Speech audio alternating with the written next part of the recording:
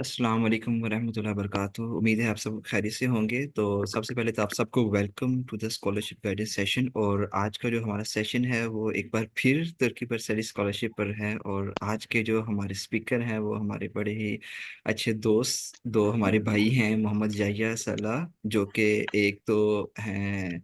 अब मेरी बात का जो है ना, ये तुर्किश की यूनिवर्सिटीज़ की प्रोनाउंसिएशन गलत हो जाती है, तो इसके लिए पहले सॉरी।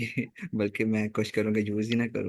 तो जो मोहम्मद याहिया सलाह है, ये इनकी मास्टर्स चल रही है इन द फूड इंजीनियरिंग, और मोहम्मद असदुल्ला वाहिद इनकी मास्टर्स है प्लांट प्रोटेक्शन। तो दोनों ही करंटली तुर्की बरसारी स्कॉलरशिप में तुर्की में पढ़ रहे हैं। तो आज का जो हमारा सेशन है वो स्पेसिफिकली एप्लीकेशन प्रोसीजर पर होगा, और लेटर ऑफ इंटेंट के मोटिवेशन लेटर, रिसर्च प्रपोजल, जिसमें स्टूडेंट्स कहते हैं कि बस सेंड कर दें, तो वो आपने खुद कैसे बनाना है, और ए टू जी उसके डिटेल्स जो है ना वो आज ये दोनों स्पीकर डिस्कस करेंगे। तो over to you mister Asadullah. जी बहुत बहुत शुक्रिया हमजा भाई। मैं अभी स्टार्ट करता हूँ स्क्रीन शेयरिंग से। जी जी। अस्सलाम वालेकुम सबसे पहले तो। वालेकुम अस्सलाम। स्क्रीन शेयरिंग एबल कर दें।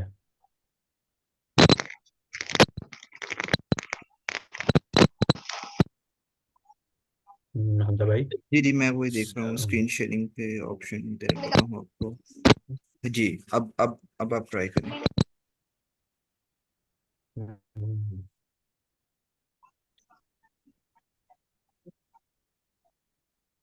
जी, अब आप कर सकते हैं। देखिए स्क्रीन विजिबल है। Yes, it's visible. ठीक हो गया। चलेंगे, अस्सलाम वालेकुम, शुरू करते हैं इसको। तुर्की बुर्सलारी स्कॉलरशिप, आप लोग जैसे इसके बारे में आप लोगों को पता ही होगा। तो इसके जो मेन टॉपिक्स ऑफ डिस्कशन है वो है क्राइटेरिया, बेनिफिट्स, इसका कैलेंडर, डेट्स क्या है, रिक्वायर्ड डॉक्यूमेंट्स आपको कौन कौन से होंगे, एप्लीकेशन प्रोसीजर और मेथड क्या क्या है। तो इसके बारे में एक एक करके हम डिस्कस करेंगे।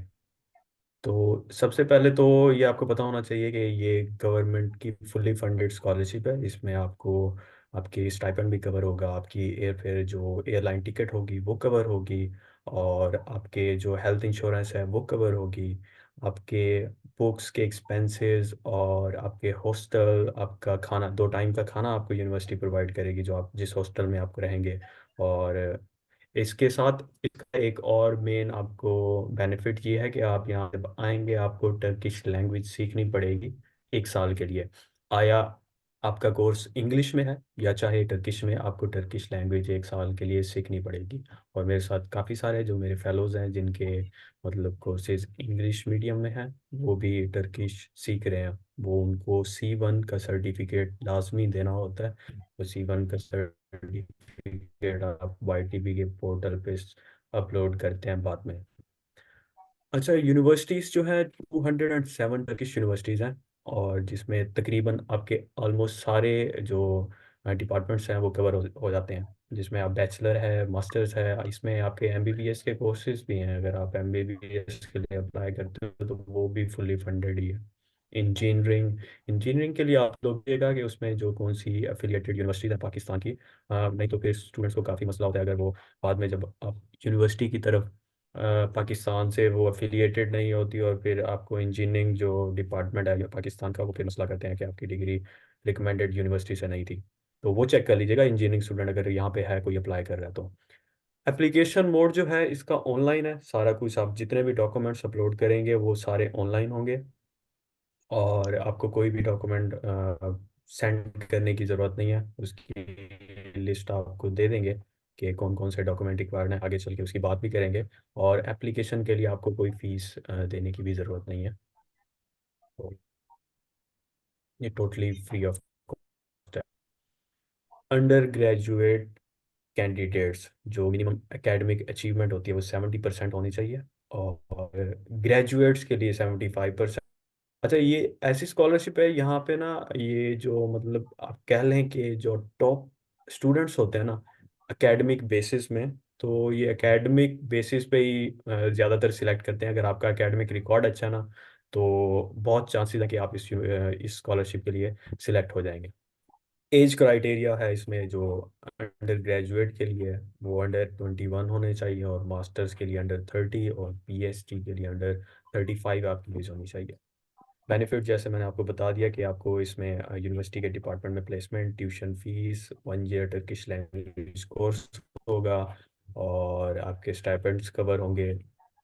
अभी तो आपको एक और भी बता दूं, जो स्टूडेंट्स न्यू आ रहे जब हम इसी अक्टूबर में आए थे, हम लोगों को ये 2400 लीरास दे रहे थे। तो जनवरी के स्टार्ट में, जनवरी के, हाँ, जो जनवरी का स्टाइपेंड मिला था ना, तो उन्होंने डबल कर दिया। अब आपको यहाँ पे जो मिलेंगे वो मास्टर्स के लिए 5000 लीरा, और पीएचडी के लिए 6500 लीरा, और बैचलर के लिए 3500 लीरा। तो जहाँ तक मेरा अभी तक का एक्सपीरियंस है, आपको जितने भी ये स्टाइपेंड दिया जा रहा है, वो उसमें इजीली आपका कवर हो जाता है, उल्टा पैसे आपके बच जाते हैं। तो स्टाइपेंड को लेके अब तो इसमें इशू नहीं है। पहले स्टूडेंट्स काफ़ी सोचते थे कि यहाँ पे स्टाइपेंड आपको कम मिल रहा है, तो उस लिहाज से अब आपको, मुझे नहीं लगता कि कोई मसला होगा। बेनिफिट्स, स्टाइपेंड, आपको वो टिकट्स देंगे, कंप्लीट हेल्थ इंश्योरेंस है आपकी। और हेल्थ इंश्योरेंस, टर्की की सबसे बेस्ट जो हेल्थ इंश्योरेंस है ना, वो टर्की गवर्नमेंट वो कवर करती है आपकी। आपको कुछ भी उसमें मसला हो तो गवर्नमेंट आपको हेल्प करेगी। दूसरा इसका बेनिफिट्स है। बेनिफिट्स में एक एरास्मस मुंडस एक्सचेंज प्रोग्राम है, जिसको एरास्मस प्लस स्कॉलरशिप कहते हैं। यहाँ पे आपका एक सेमेस्टर जो आप यूरोप की किसी यूनिवर्सिटी में जाके आप जा सकते हैं, वहाँ पे पढ़ सकते हैं। तो इसमें यह है कि हर यूनिवर्सिटी का एक एरास्मस का ऑफिस है यहाँ पे। जैसे यहाँ उर्दा यूनिवर्सिटी में जहाँ पे मैं पढ़ रहा हूँ, यहाँ पे भी इनका एरास्मस का ऑफिस है। तो मतलब आपको कहीं और जाके अप्लाई करने की ज़रूरत भी नहीं है, आपको डायरेक्ट वहीं पे जाते हैं। अगर आपके ग्रेड्स अच्छे हैं तो यहाँ पे भी आपको ग्रेड्स मैनेज करने पड़ते हैं, तभी जाके आपकी प्लेसमेंट होती है एरास्मस के लिए। अच्छा, एप्लीकेशन कैलेंडर आप लोगों को पता ही होगा कि ये ओपन हो चुकी है 10 जनवरी से। अभी ये 20 जनवरी इसकी लास्ट डेट है। और मेरा मानना ये है कि एज सुन एज पॉसिबल, जितना आप लेट करते हैं स्कॉलरशिप के लिए अप्लाई करने के लिए, उतना आपके चांसेस कम होते हैं। जितना जल्दी करेंगे, क्योंकि ये अर्ली बर्ड्स को पिक करते हैं जो पहले अप्लाई करते हैं ना।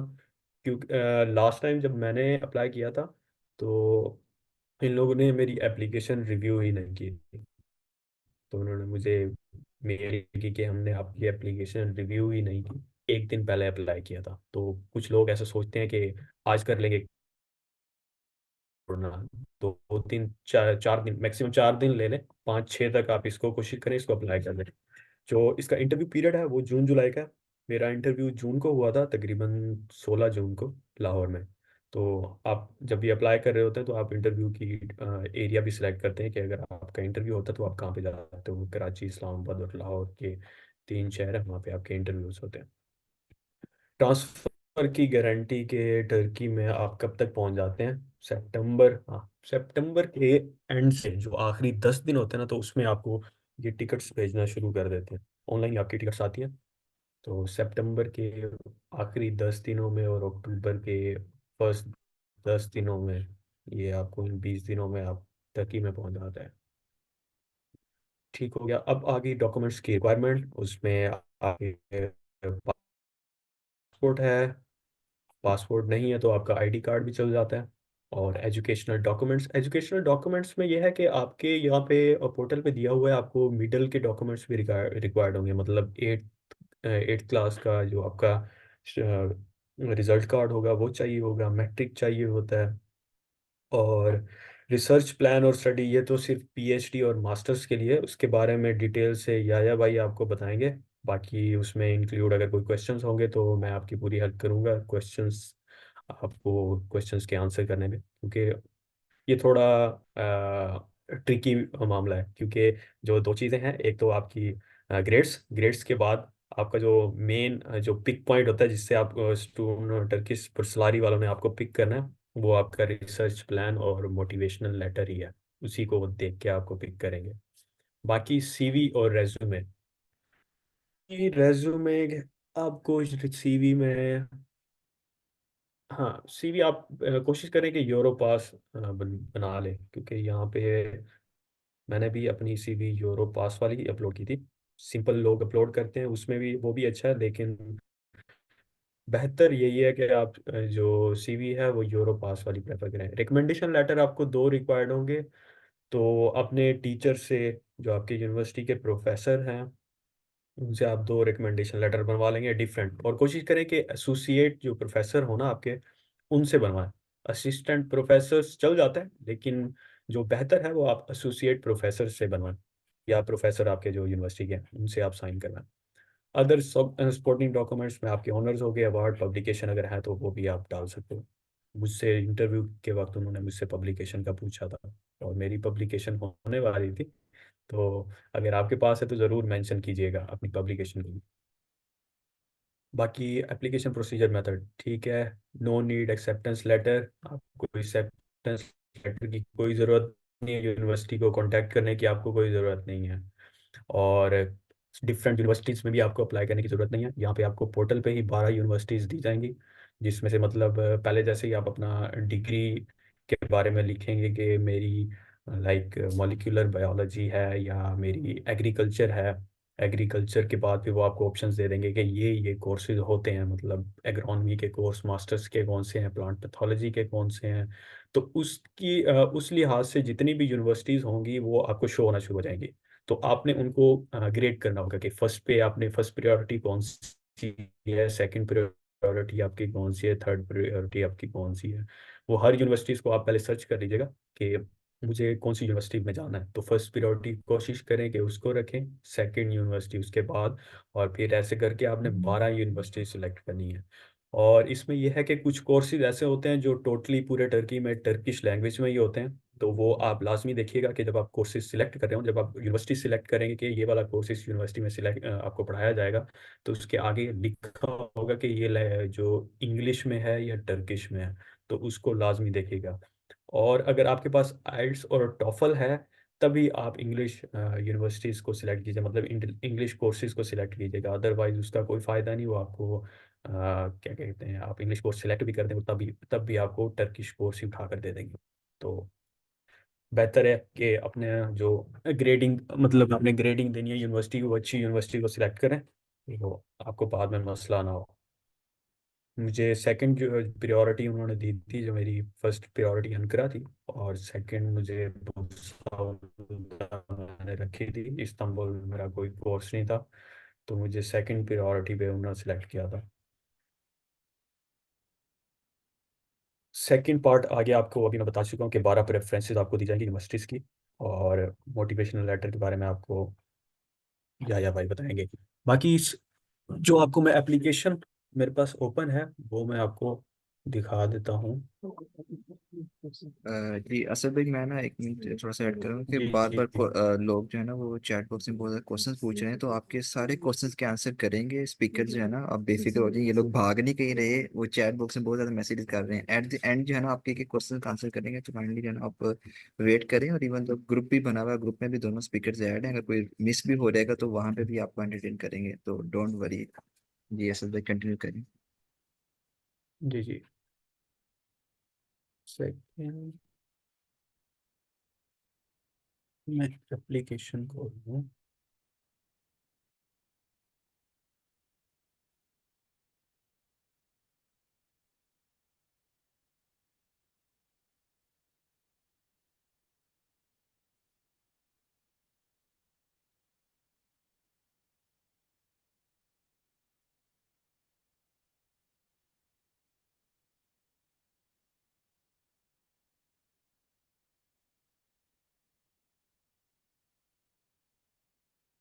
चलें जी, ये है आपका अ, एप्लीकेशन। जी असद भाई, स्क्रीन आपकी शो नहीं हो रही क्योंकि वो स्लाइड्स पे स्टक की हुई है। एप्लीकेशन आपको नहीं, आप एक बार वो स्क्रीन चलें शेयर ठीक है, मैं उसको स्टॉप कर देता करके हूँ। दोबारा करें। अब हो रही है? जी अब हो रही ठीक हो गया। ये आपका जो एप्लीकेशन का है, अच्छा इसका आपने देखना है कि ये सिर्फ 60 मिनट्स के लिए ओपन होता है।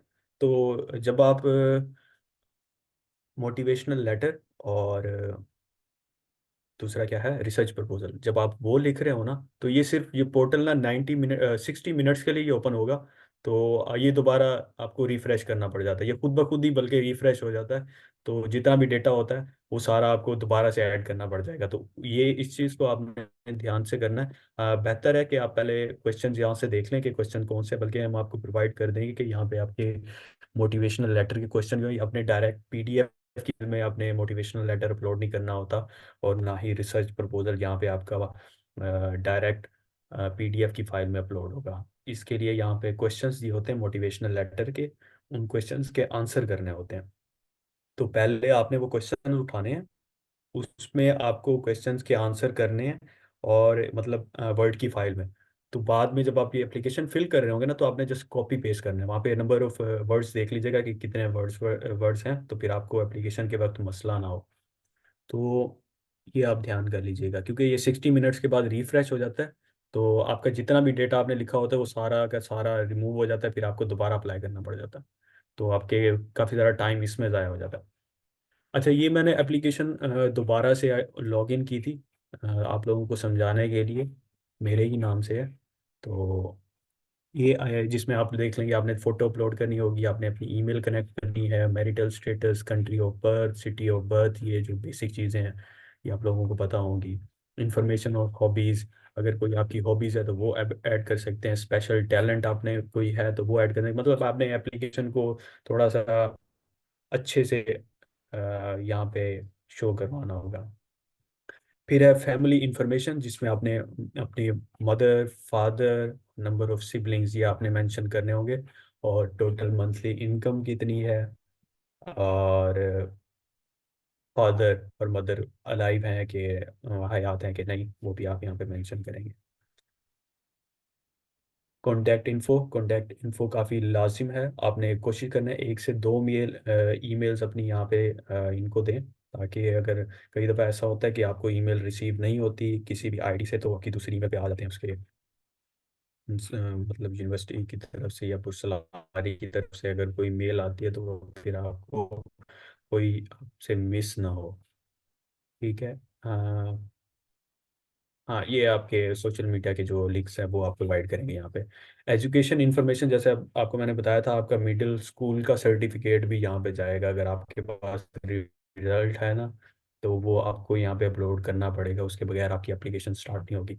और हाई स्कूल और मैट्रिक और फिर बैचलर और पोस्ट ग्रेजुएट और पीएचडी, इस तरह ये आपने यहाँ पे एक एक करके ओपन करना है, और आपने अपलोड करने अपने मार्क्स बताएंगे। और यहाँ पे ना एक इसका क्राइटेरिया होगा, ये ग्रेडिंग क्राइटेरिया मैं ग्रुप में भी देख रहा था, काफ़ी स्टूडेंट्स को मसला हो रहा था कि यहाँ पे स्कोरिंग क्राइटेरिया कुछ और दे रहा है, तो वो आउट ऑफ 100 देते हैं। तो आपने 100 की बेसिस पे ना अपने परसेंटेज निकाल के डालनी होती है। तो 100 का क्राइटेरिया, क्योंकि हमारा परसेंटेज वाला होता है पाकिस्तान में, तो आपने आउट ऑफ 100 यहाँ पे अपलोड करने हैं मार्क्स। और जब बैचलर की बारी आएगी तो आप आउट ऑफ 4 सीजीपी की बेस पे कर सकते हैं, या अगर परसेंटेज है तो वो, क्योंकि ये जस्ट फॉर्मेलिटी है, बाकी वो आपके सर्टिफिकेट्स ही देख लेते हैं वहाँ से। ये लैंग्वेज है, आपकी नेटिव लैंग्वेज कौन सी होगी, और अदर लैंग्वेज स्किल्स, आपको कोई और लैंग्वेज आती है तो वो आप यहाँ पे मेंशन करेंगे, और टर्किश लैंग्वेज आपको आती है कि नहीं, वो यहाँ पे मेंशन करेंगे। इसके अलावा अदर लैंग्वेज में आप यहाँ पे अपना सर्टिफिकेट अपलोड करेंगे साथ में, अगर आपके पास आइल्स और टॉफल है। अगर नहीं है तो आप इंग्लिश प्रोफिशिएंसी सर्टिफिकेट अपलोड कर सकते हैं, जो आपको यूनिवर्सिटी देती है। अगर आपने कोशिश करनी होगी, आपको इंग्लिश कोर्स चाहिए, तो उसकी बेस पे शायद, मुझे तो अभी तक कोई ऐसा नहीं मिला जो इंग्लिश प्रोफिशिएंसी सर्टिफिकेट पे सिलेक्ट हुआ हो टर्की में। तो अगर आपने कोशिश करनी है तो बेशक कर लीजिएगा। वर्क एक्सपीरियंस, अगर आपके पास कोई वर्क एक्सपीरियंस है तो वो लाजमी शामिल कीजिएगा, कि आपने किसी अपनी फील्ड के रिलेटेड कोई जॉब आपने करते रहे हैं, उसका सर्टिफिकेट ये फिर आपसे अपलोड करने के लिए कहेंगे, तो वो लाजमी, अगर आप मेंशन करना चाहते हैं तो वो सर्टिफिकेट भी लाजमी अरेंज कर लीजिएगा। बाकी ये एकेडमिक क्वालिफिकेशन है, some universities and program require result from internationally delivered exam such as GRE और जीमेट, ये आपके वो आइट्स टॉफल की मैं बात कर रहा था। अवार्ड सर्टिफिकेट्स एंड प्रोजेक्ट, इसमें जितने भी आपने कोई सेमिनार्स अटेंड किए हैं, आपको कोई अवार्ड, मतलब यूनिवर्सिटी की तरफ से कोई अवार्ड, जैसे हम लोग यूनिवर्सिटीज़ में काफ़ी सारे चीज़ों में परफॉर्म करते रहते हैं, वो सर्टिफिकेट्स, और किसी प्रोजेक्ट में अगर आपने काम किया है, आपने किसी सेमिनार में कोई वेबिनार अरेंज करके वहाँ से आपको सर्टिफिकेट मिले हैं, तो वो इसमें आप शामिल कीजिएगा। कोई कंप्यूटर कोर्सेज हैं वो आप इसमें शामिल कीजिएगा। और वॉलंटरी एक्टिविटीज़ जितनी भी आपने कोई किसी एनजीओ के साथ काम करते रहे हैं, कोई ब्लड डोनेशन में, तो ये आप यहाँ पे शामिल कर सकते हैं। और ये टर्किश एक्सपीरियंस यहाँ पे मोस्टली नो और यस ये पढ़ के आप जवाब कर दीजिएगा। ये बहुत ईजी है। और बाद में यहाँ पे आपकी एप्लीकेशन शो होगी जब आपका सबमिट हो जाएगा इस जगह पे। यहाँ पे आपकी एप्लीकेशन शो होगी, और यहाँ पे स्टेटस होगा। ये जब तक मतलब आपकी एप्लीकेशन सक्सेसफुली सिलेक्ट नहीं होती तब तक ये स्टेटस पेंडिंग में ही रहेगा। और जब आप मतलब एक दफ़ा सिलेक्ट हो गए, उसकी आपको बशारत जुलाई में, जून जून में तकरीबन मिल जाएगी उसकी बशारत। तो यहाँ पे आप चेक कर सकते हैं। उसके बाद फिर आपको ये इंटरव्यू की कॉल आएगी, आपको मेल करेंगे, और then you are good to go. फिर आप अपना इंटरव्यू के लिए तैयारी करिएगा। और इंटरव्यू के लिए आपको वो फिर अलग से गाइड करेंगे। जो सिलेक्ट हो जाएंगे फिर हम उनको इंटरव्यू के लिए भी गाइड करेंगे, क्या या क्या क्या क्वेश्चन पूछते हैं और कैसे कैसे वो चलेगा। जी थैंक यू असद भाई। ठीक है इसमें हमजा भाई। इसमें इसमें मैंने पूछना था कि एक तो स्टूडेंट कैसे जो है ना वो यूनिवर्सिटीज़ को शॉर्टलिस्ट कर सकते हैं कि हमारे प्रोग्राम के रिलेटेड या हमारे डिग्री के रिलेटेड जो है ना वो ये यूनिवर्सिटीज़ ऑफर कर रही है जो तुर्की पर स्टडी हम्म। स्कॉलरशिप के अंदर आ रही है। एक तो ये बात है। हम्म। दूसरी बता दें कि यहाँ पे मेरे शायद नज़र से नहीं गुजरी कि यहाँ पे जहाँ पे यूनिवर्सिटीज़ के नाम ऐड करने आपने जो कहा था कि 12 प्रेफरेंसेस होती हैं यूनिवर्सिटीज़ की, तो वो कहाँ पे ऐड हम्म। करनी होती हैं ये दो चीज़ें। ठीक हो गया। अच्छा, इसमें आपकी आएंगी। एक तो पहले मैं आपको यूनिवर्सिटीज़ का बता दूं। यूनिवर्सिटीज़ का ऐसे होगा कि जब आप अपनी एप्लीकेशन शुरू करेंगे ना, यहाँ पे academic qualification, courses, educational information, जी यहाँ पे एजुकेशनल इंफॉर्मेशन, यहाँ पे जब आप अपनी बैचलर डिग्री प्रोवाइड करेंगे ना, तो उसके बाद ही इसी पॉइंट के अंदर बैचलर डिग्री वाले में ही, अगर आपकी मतलब बैचलर डिग्री की बेस पे मास्टर्स के लिए अप्लाई कर रहे हैं, तो यहाँ पे अगर मतलब मास्टर पीएचडी के लिए अप्लाई करें तो पोस्ट ग्रेजुएट के बाद एक ऑप्शन आएगा इसी इसी जगह पे ही। वहाँ पे आपको यूनिवर्सिटीज़ के ऑप्शन आएंगे। और यहाँ पे ऐसा है कि आपको यूनिवर्सिटी सर्च करने की वैसे तो कोई ज़रूरत नहीं है, ठीक है। और यहाँ पे जैसे ही आप अपनी डिग्री, पहली फर्स्ट बैचलर डिग्री या मास्टर डिग्री यहाँ पे प्लेस करेंगे ना, तो उसके बाद ही वो आपको सारी यूनिवर्सिटीज दे देंगे। वो चाहे यहाँ पे क्योंकि टर्की बुर्सलारी में प्राइवेट और गवर्नमेंट सारी की सारी जो यहाँ पे टर्की की यूनिवर्सिटीज हैं वो सारी अंदर आती हैं, जो टॉप यूनिवर्सिटीज हैं। तो उसमें जब आप अपनी बैचलर या पोस्ट ग्रेजुएट की डिग्री मेंशन करेंगे कि मेरी मॉलिक्यूलर बायोलॉजी में डिग्री है, मेरी एग्रीकल्चर में डिग्री है, मेरी इंजीनियरिंग में डिग्री है, तो वो फिर सारी यूनिवर्सिटीज़ उठा के आपको दे देंगे कि ये इसके रिलेटेड ये हमारे पास कोर्सेज हैं, ये यूनिवर्सिटीज़ है, और इसमें इंग्लिश में कोर्स है या इसमें टर्किश में कोर्स है। वो उसके एंड में ही लिखा होता है कि आया ये कोर्स इंग्लिश में होगा या टर्किश में होगा। तो उसका आपको मैं ना मेरे पास अपनी मेरी एप्लीकेशन रखी हुई है, तो मैं उसका स्क्रीनशॉट ग्रुप में आपको, आप बल्कि आपको भेज दूंगा, आप ग्रुप में शेयर कर दीजिएगा। वो आपको आइडिया हो जाएगा कि किस तरह वहाँ पे लिखा होता है कि ये यूनिवर्सिटीज़ है, और लैंग्वेज का कहाँ पे मेंशन होता है कि ये कोर्स किस लैंग्वेज में होने वाला है। क्योंकि ये सारा कुछ ना टर्किश में होता है, तो ट्रांसलेट भी नहीं होता। अच्छा तो ये आपने देखना होगा। मतलब भाई ओके। मैं आपसे बात क्लियर कर दूं। जी सॉरी जी। Sorry for interruption. हाँ अच्छा जी हमजा भाई आपकी आपने वीडियो कहा भी कि ऑफ है या भाई। आवाज़ मैं क्लियर है आपकी। अच्छा ना काफी लोग इसमें चैट में भी ये क्वेश्चन पूछ रहे हैं कि एप्लीकेशन शो नहीं हो रही, कहाँ पे हम अप्लाई करें, कहाँ पर सर्च प्रपोजल। जो लोग ऑलरेडी इस पे वर्क कर रहे हैं, मतलब जिन्होंने अप्लाई अभी तक कर दिया, तो उनको पता है। जब आप लोग ये करके एक्सपीरियंस तक जाते हैं, ये जो आपके सामने स्क्रीन नजर आ रही है, ये सारी आपने सारे के सारे सेक्शन फिलअप कर देते हैं, तब आप मई एप्लीकेशन पे जाते हैं, तो आपको तब भी शो होता है कि आप मास्टर के लिए अप्लाई कर रहे हैं, बैचलर के लिए कर रहे हैं, जिसके लिए कर रहे हैं। अभी आपको शो नहीं हो रहा क्योंकि इसमें उन्होंने ना ही एजुकेशन दी है, सर जस्ट आपको एक कंप्लीट दिखाया गया है। तो जब आप फिर ये जब आप मई एप्लीकेशन में जाते हैं, पहले ये सारे अपना मतलब इसके दो स्टेप होते हैं। एक स्टेप ये वाला है एप्लीकेशन का, आपने सारी अपनी प्रोफाइल कंप्लीट की। उसके बाद मई एप्लीकेशन में जाते हैं, तो बाद में ही आपको वो शो करता है कि आपने मास्टर के लिए अप्लाई करना है, पीएचडी के लिए करना है। फिर जब आप मास्टर के लिए अप्लाई करते हैं, तब वो आपको शो करेगा कि आप इन यूनिवर्सिटी में अप्लाई कर सकते हैं, आप सर्च प्रपोजल दें, आप मोटिवेशन लेटर दें, तब भी वो आपको सारी बाकी मतलब रिमेनिंग चीजें शो कराएगा। इसके दो पार्ट हैं, इसलिए सिर्फ अभी फिलहाल एक पार्ट इसलिए शो हो रहा है क्योंकि इन्होंने एप्लीकेशन अपनी प्रोफाइल पूरी कंप्लीट नहीं की। तो दूसरे पार्ट के लिए शर्त है कि आप अपनी फर्स्ट जो ये सेक्शन है उसको जी कंप्लीट। बिल्कुल, ये सारे मतलब ये जो आपको निशान नज़र आ रहे हैं ये सारे टिक हो जाएंगे, उसके बाद आपकी यहाँ पे एप्लीकेशन पेंडिंग में आना शुरू हो जाएगी। और इसी के अंदर ही आपको वो मतलब ऑप्शन आ जाएगा, जब आप एप्लीकेशन आप पूरी कंप्लीट करना शुरू कर देंगे, मतलब स्टार्ट करेंगे ना, तो एक पॉइंट के बाद दूसरा, फिर उसके बाद आपको डिटेल्स सामने शो होना शुरू हो जाती है। अभी ये जस्ट एक एम्प्टी ब्लॉक ऐसे टेम्पलेट दिया हुआ है। आहिस्ता आहिस्ता आप अपनी डेटा जैसे जैसे ऐड करते जाएंगे, उसके बाद एक एक करके पॉइंट आपको मिलते जाएंगे। जो मतलब आपको शो होने वाला है वो हमने आपको पहले ही बता दिया कि ये पॉइंट्स आपको आगे जाके मिलेंगे। एक यूनिवर्सिटीज का है जिसमें आप 12 यूनिवर्सिटी सिलेक्ट करेंगे, और टर्की की सबसे मतलब जो टॉप यूनिवर्सिटीज हैं, गवर्नमेंट है या प्राइवेट, जैसे ही आप अपनी बैचलर डिग्री या मास्टर डिग्री अपलोड करेंगे तो उसकी सारी यूनिवर्सिटीज आपको सिलेक्ट शो होना शुरू हो जाएंगी कि इसके अंडर ये कोर्सेज आते हैं, और ये वाले कोर्सेज फलां यूनिवर्सिटीज में ऑफर हो रहे हैं। तो फिर आपने सिलेक्ट करना है कि आया मैंने ये जो यूनिवर्सिटी आ रही है इसको मैंने फर्स्ट पे रखना है या इसको मैंने सेकंड पे रखना है, तो वो बाकायदा आपको शो होंगे।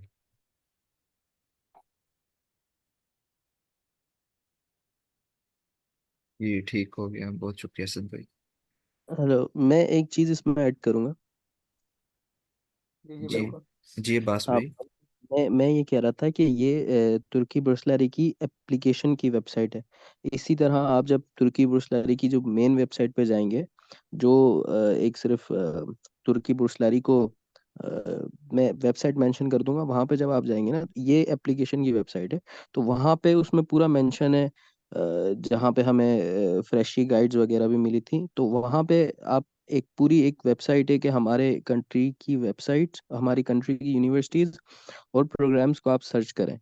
तो मैं अभी उसकी वेबसाइट मेंशन कर दूंगा कमेंट में, अभी चेक करके। ये एप्लीकेशन की वेबसाइट है, और यहाँ पे यूनिवर्सिटी सिलेक्शन होगी। आप वो जब आप एप्लीकेशन में अप्लाई पे क्लिक कर देंगे, तो वो जो 5 स्टेप्स होंगे ना, तो वहाँ पे आपने सिर्फ प्रेफरेंसेस को सिलेक्ट करना है, और वो शो हो जाएगा कि हमारे पास ये यूनिवर्सिटीज़ हैं। वो थोड़ा डिटेल्ड में शो नहीं होता, लेकिन अगर आपने डिटेल में इस तरह से जानना है तो ये आसानी है कि आप डायरेक्ट ये लिखो कि मुझे ये प्रोग्राम चाहिए, तो उसमें यूनिवर्सिटीज निकल के आ जाएंगी। वो इसकी इसी की तुर्की बुर्सलारी की दूसरी वेबसाइट पे है, वो मैं शेयर कर दूंगा। असल भाई मैं स्क्रीन शेयर कर दूं? जी जी, आप शेयर करें। मैं शेयर नहीं कर सकता क्योंकि अमजद भाई ने मुझे रोका हुआ। नहीं नहीं, वो एट अ टाइम असद भाई कर रहे नहीं थे ना, नहीं इसलिए आप अब हाँ आप कर बिल्कुल। सकते हैं। जी जी। अच्छा मैं ना इसको आई थिंक शो ना कराऊं इसको, वीडियो को, लेकिन हम्म। ऑडियो में तो ओके ओके। आई थिंक यही है ना। यस, आई थिंक ठीक है।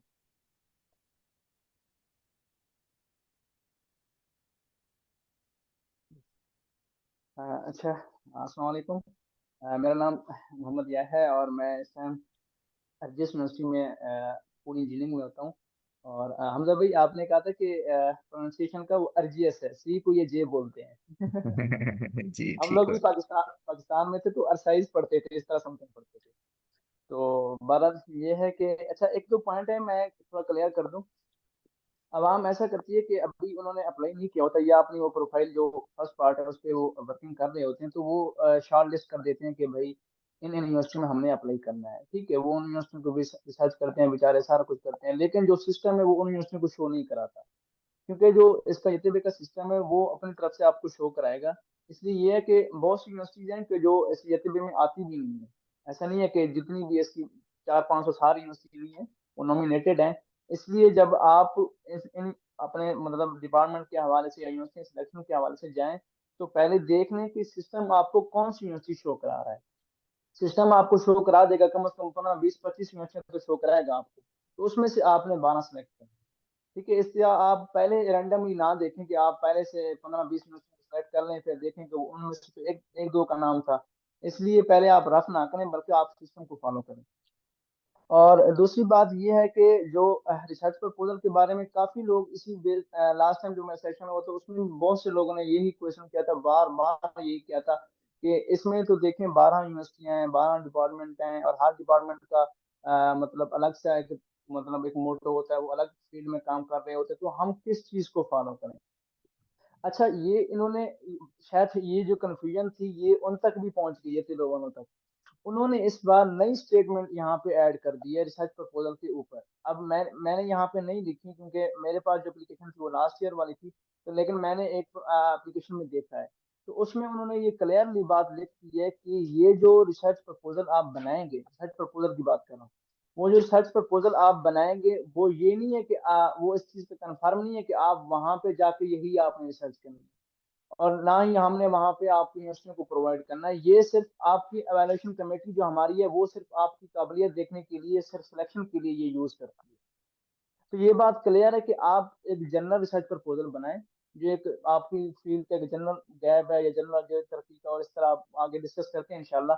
आप एक जनरल बनाए, सिर्फ आप अपनी सिलेक्शन कमेटी जो है यथे की, उसमें जरूरी नहीं कि आपकी फील्ड का स्पेशल बंदा ही बैठा होगा, उसने देखना है कि इसको रिसर्च प्रपोजल, रिसर्च के बारे में पता भी है, चीजों के बारे में पता है, उसने जनरल देखना। अब ऐसा होता है कि बहुत सी स्कॉलरशिप में तकरीबन 90% स्कॉलरशिप ऐसी है जिसमें आपके जो इंटरव्यू होता है वो आपका एक स्पेशलिस्ट सब्जेक्ट स्पेशलिस्ट बंदा लेता है, लेकिन YTB में ऐसा नहीं होता। जब मेरा इंटरव्यू हुआ था, असद भाई भी जानते हैं, जितना YTB के लोग जानते हैं, तो वो डिफरेंट फील्ड का था, वो सोशल साइंस का था और मैं फूड साइंस का था।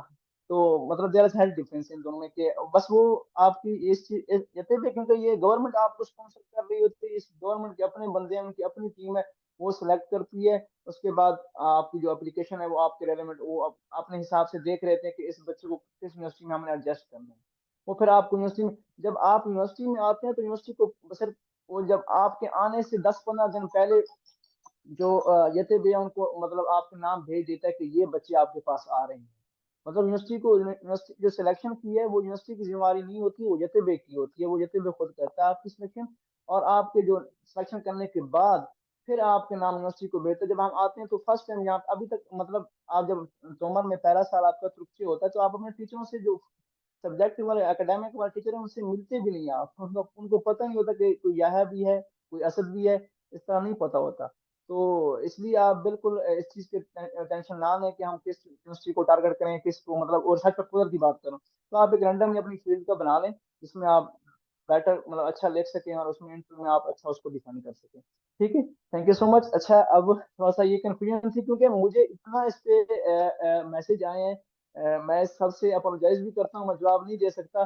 मेरे अभी भी चैट में कोई 50 से 60 चैट ऐसी थी जिसको मैंने ओपन ही नहीं किया। बहरहाल इस चीज के लिए माजरत था। अच्छा, अब इसमें लेटर ऑफ इंटेंट जो है हम उसको थोड़ा डिस्कस कर लेते हैं। लेटर ऑफ इंटेंट एक्चुअली ये है कि इसके दो पार्ट हैं, एक है मोटिवेशन लेटर और एक है रिसर्च प्रपोजल। मतलब ये दोनों का कॉम्बिनेशन है लेटर ऑफ इंटेंट इसको कहते हैं। अब ये लेटर ऑफ इंटेंट कोई नई चीज नहीं है, मतलब कोई नया, जिस तरह बाकी यूनिवर्सिटी में वो क्लियरली लिख देते हैं कि मोटिवेशन लेटर और रिसर्च प्रपोजल, उन्होंने इसमें दोनों को कॉम्बिनेशन को मिला के एक नाम दे दिया लेटर ऑफ इंटेंट। उसके अंदर अब मोटिवेशन लेटर है, मोटिवेशन लेटर में उन्होंने सिर्फ एक क्वेश्चन दिया हुआ है, लेकिन मैंने इसके 3 पार्ट बनाए ताकि आप लोगों को थोड़ा सा समझाने के लिए बनाया, वरना उन्होंने सिर्फ एक ही क्वेश्चन दिया हुआ है। तो उन्होंने, और इसकी जो लिमिट है वो 3000 करेक्टर्स है। ठीक है, आप तकरीबन ये बनते हैं 440-442 वर्ड बनते हैं, इससे ऊपर आपने नहीं जाना। और इसके मोटिवेशन लेटर में अब उन्होंने तो एक क्वेश्चन दिया हुआ, लेकिन मैंने उसके अंदर वो ये क्वेश्चन सेम स्टेटमेंट वही वाली जो सामने आपको नजर भी आ रही है, इसके 3 पॉइंट्स हैं। तो इसमें मैंने इसको थोड़ा सा अलग अलग करके ताकि आप लोगों को समझ भी आ जाए। और अब ये देखें, इसमें जो सबसे पहली सबसे बात है वो है, इसमें आपने अपनी एकेडमिक और सोशल एक्सपीरियंस के बारे में बताना है। अब देखें, एकेडमिक और सोशल एक्सपीरियंस में अब इसमें आपने पूरी अपनी प्रोफाइल में आपने सब कुछ यहाँ पे लिख दिया है, लेकिन यहाँ पे अच्छा, कुछ लोग, थोड़ा सा मैं ये भी क्लियर कर दूं, कुछ लोग बड़े क्वेश्चन करते हैं, अभी भी शायद चैट में भी चल रहे थे ये क्वेश्चन कि हमें बताएं कौन सा क्राइटेरिया इनका सिलेक्शन का। इस स्कॉलरशिप में ये है कि उन्होंने यहाँ पे मेंशन तो नहीं किया, वरना इस चीज को जानते हैं हमजा भाई के बेहतर तरीके से जानते हैं कि जो सिलेक्शन का क्राइटेरिया होता है वो सिर्फ आपकी एक वो नहीं होता। चार्जिंग का थोड़ा मसला हो गया लैपटॉप का, आई थिंक। ओके, 4 जन मेरे ख्याल में लो हो गई है। अच्छा, इसका ये है कि इसके जितनी भी सेक्शन है उनका सबका अपने अपने तरफ से वेटेज है। जितनी भी सेक्शन है, चाहे वो आपका प्रोफाइल से लेकर आपके नाम से लेकर आपकी सबमिशन तक, सबके इक्वली मार्क्स हैं, इक्वली आपके उसकी परसेंटेज है। तो इस हवाले से आपने सिर्फ ये नहीं देखना कि प्रपोजल तो अच्छा बना लें, लेकिन ये ना हो कि आपके पास अब उसकी जो आपकी ग्रेडिंग अच्छी ना हो, या आप जितनी भी सेक्शन है, चाहे वो एक्स्ट्रा करिकुलर एक्टिविटीज के हैं, चाहे वो इसके हैं मोटिवेशन लेटर है, हर किसी का अपना अपना इसकी अपनी अपनी वेटेज, अपनी अपनी वैल्यू। तो हर सेक्शन को अच्छी तरह टाइम दें, असाइनमेंट करके उस पर वर्क करें और अच्छी तरह उसको सही से लिखें। तो अब इसमें यह है कि मोटिवेशन लेटर में उन्होंने हमें इस पे लागू कर दिया कि उन्होंने जो स्टेटमेंट दी है उसके ऊपर हमने फॉलो करना ही करना है। तो उस हवाले से अब ये हम नहीं कह सकते कि भाई हमने तो एकेडमिक डिग्रीज है, इंटरमीडिएट के मार्क्स वगैरह हमने सब कुछ ऑलरेडी सिस्टम में अपलोड कर दिए, तो हमें तो यहाँ पे जरूरत नहीं है। लेकिन यहाँ पे जरूरत है, क्योंकि उन्होंने यहाँ पे लिखा है कि आप अपने एकेडमिक और सोशल एक्सपीरियंस यहाँ पे फील्ड से रिलेटेड आपने लिखना है, और हमने सबने लिखा था। उसमें यह है कि आप अपना बताएं कि आपकी डिग्री किसमें, मतलब आपके इंटर में कितना मार्क्स थे, और उसमें कौन सा, अगर अच्छा ग्रेड है तो वो मेंशन करें, नहीं है तो उसको छोड़ दें। और इंटर में बैचलर की कौन सी डिग्री है आपकी, और अगर आपके पास कोई मेडल है, कोई सिल्वर मेडल, अगर गोल्ड मेडल है वो उसको मेंशन कर दें, अगर कोई पोजीशन है तो वो उसको मेंशन कर दें। तो इस तरह आप मेंशन कर दें। और उसके साथ साथ अगर आपने कोई बैचलर में स्कॉलरशिप ली है, मेरिट स्कॉलरशिप, या कोई पाकिस्तान में जिस तरह HEC पीफ है, वो भी उसको इसमें मेंशन कर दें। और अगर आपकी कोई अचीवमेंट्स हैं कि नेशनल लेवल पे किसी एकेडमिक प्रोजेक्ट्स में, तो इस तरह की अगर उसके बाद पब्लिकेशन है, तो ये फर्स्ट पैरा में आपने ये सारी चीजें मेंशन करनी ही करनी है। और आपने अपना करंट स्टेटस भी बताना है कि आप इस टाइम क्या कर रहे हैं। अगर आप फाइनल ईयर में है तो वो मेंशन करें, अगर आप नहीं है तो वो मेंशन करें, अगर आप जॉब कर रहे हैं वो बताएं, अगर आपका जॉब एक्सपीरियंस है वो बताएं।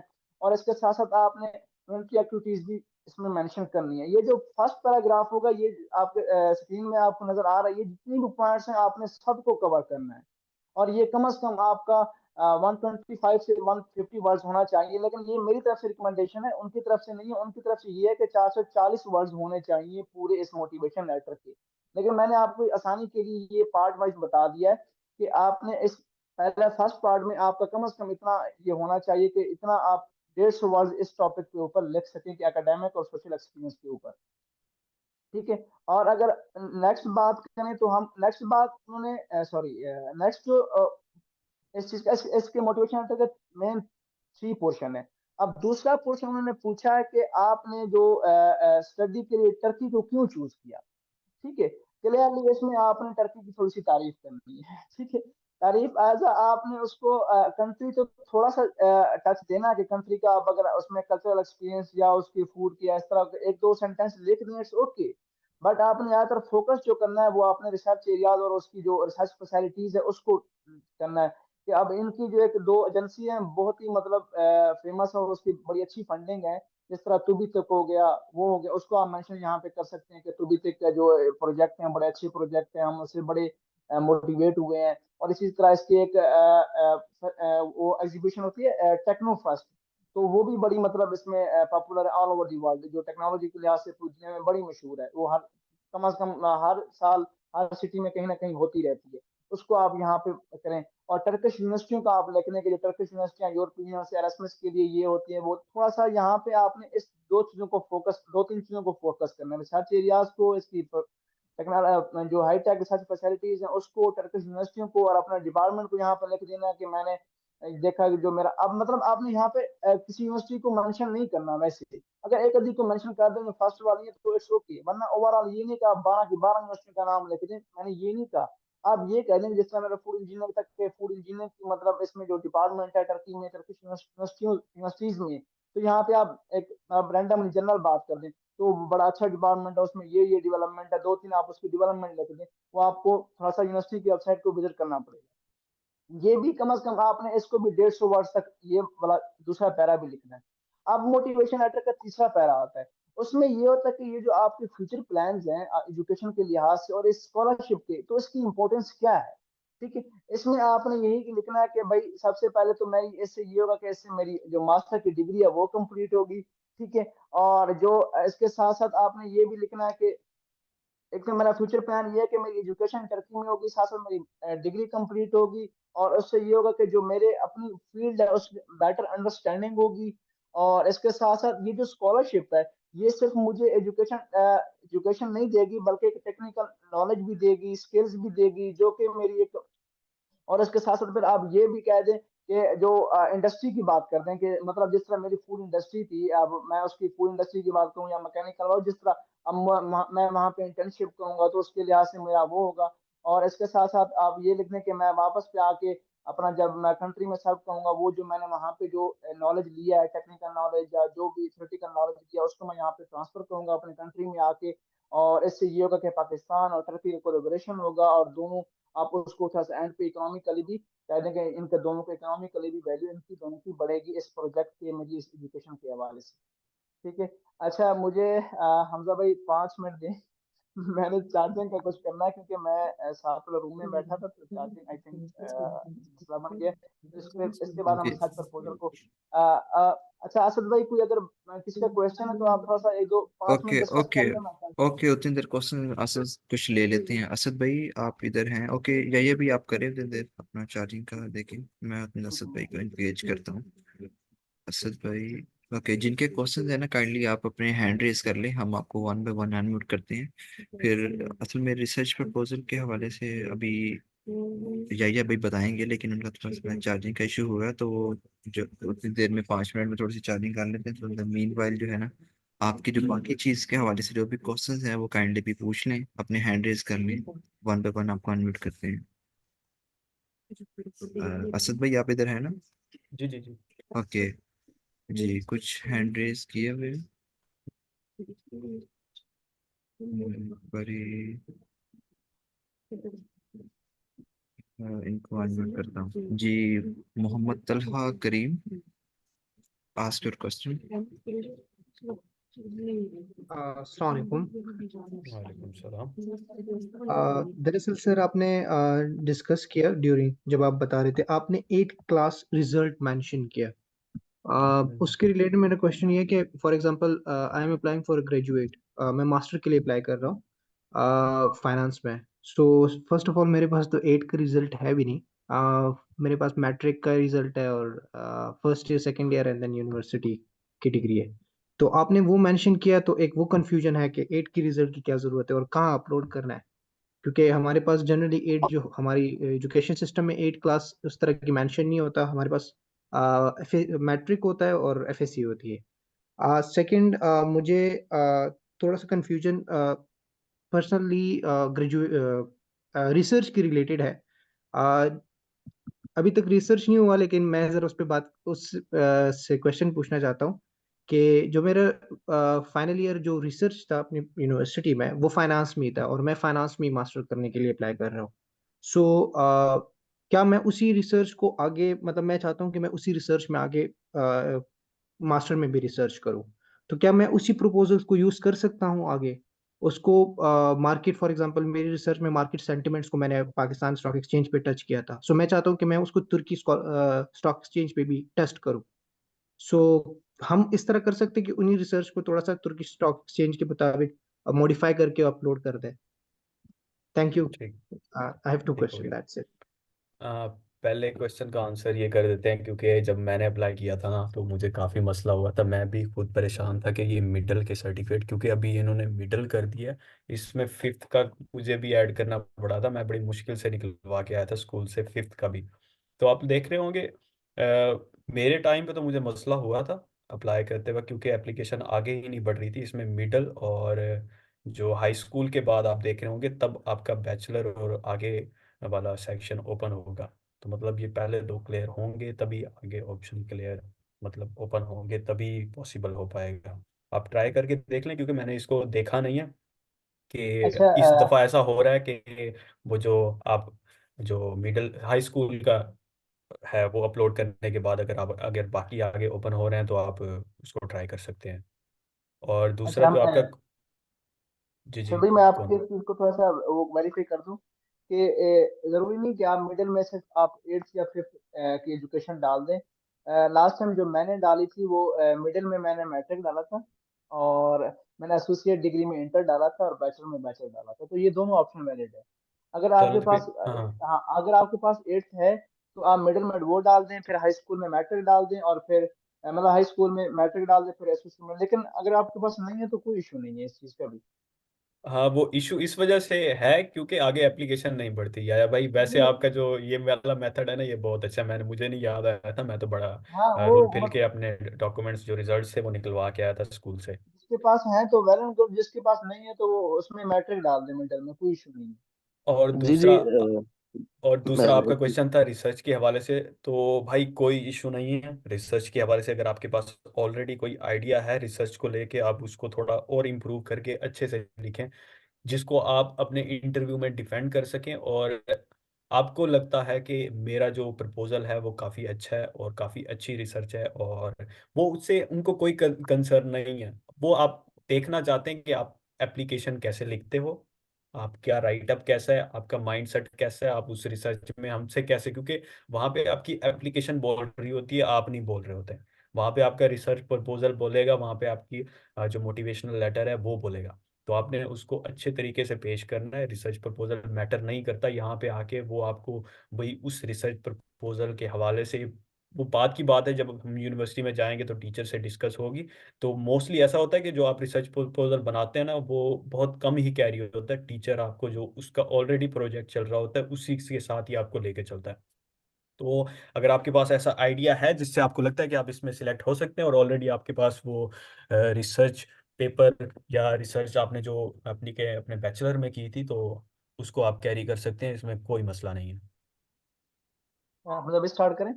जी, इसमें आप काइंडली स्क्रीन शेयर कर लें, क्योंकि मेरे ख्याल एक बार सेशन कंप्लीट कर लेते हैं उसके बाद क्वेश्चन सेशन ज़्यादा बेहतर रहेगा।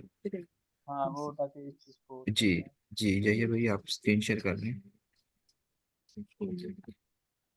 यस। अच्छा, जैसे कि मैंने स्टार्ट में ही बता दिया था कि देखें इस बार उन्होंने क्लियर आपको ये लिख के दे दिया है कि ये जो आप रिसर्च करने लिख हमें प्रपोजल दे रहे हैं, ये जरूरी नहीं कि आपकी यूनिवर्सिटी में ये रिसर्च आप जाके करें। ये सिर्फ हम आपके एवेल्यूएशन के लिए, चेक करने के लिए कि आपको रिसर्च प्लान का पता भी है कि रिसर्च कैसे की जाती है और प्रपोजल कैसे पेश किया जाता है। सिर्फ जस्ट आपको वो एवेल्यूएशन के लिए कर रहे हैं, तो इसमें कोई इशू नहीं है कि अगर आपने पहले भी किसी प्रोजेक्ट पे काम किया हो, थोड़ा सा उसमें आप मॉडिफाई कर दें। आप अगर पहले पाकिस्तान में किया, आप अगर टर्की में करना चाह रहे हैं, आपको लगता है कि आप उसमें अच्छा मतलब लिख पाएंगे और अच्छा आप उसको डिफेंड कर पाएंगे, तो नो इशू, आप उसमें कर दें। ठीक है।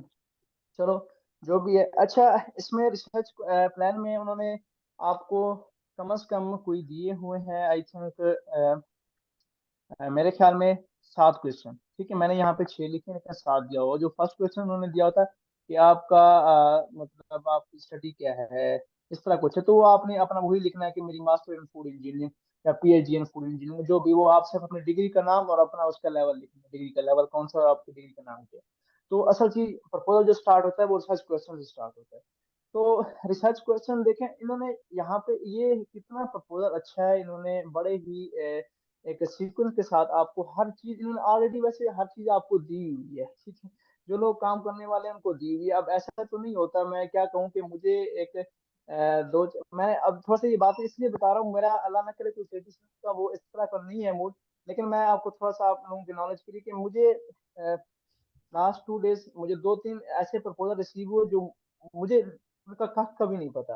वो इंजीनियरिंग के हैं बिल्कुल, कहते हैं कि हमें आप लेके दें, हमें आप ये करके दें। अल्लाह के बंदे, ये चीजें नहीं होती। थोड़ा सा आप इस चीज को, आप पीएचडी के लिए अप्लाई कर रहे हैं और आप कह रहे हैं कि आपको, तो ये तो आप जाति कर रहे हैं ना इस तरह की। अच्छा, अब इसमें उन्होंने लिखा हुआ कि रिसर्च क्वेश्चन, उन्होंने साथ में आपको लिमिटेशन भी दी हुई। यहाँ पे जो लिमिटेशन है ना, ये सबसे ज्यादा इंपॉर्टेंट है इस हवाले से कि अगर आपने जो इन्होंने लिमिटेशन दी हुई है, जैसा यहाँ पे उन्होंने लिखा हुआ कि रिसर्च क्वेश्चन 15 वर्ड्स का, अगर आप 16 वर्ड्स यहाँ पे लिखते हैं तो आपका जो आखिरी वर्ड्स होगा वो यहाँ पे नहीं लिखा जाएगा।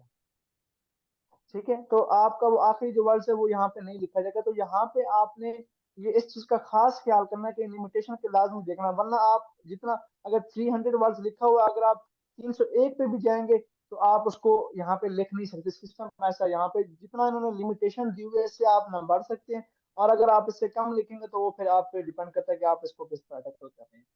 ठीक है, अब रिसर्च क्वेश्चन की बात करते हैं, तो उसमें सबसे पहले ये है कि अब हम जिस तरह अब हमने कहा कि भाई हम स्कॉलरशिप के लिए एक सेक्शन रखते हैं, अब स्कॉलरशिप का नाम तो रखा है ना कि हमने कि तुर्की बुर्साई स्कॉलरशिप।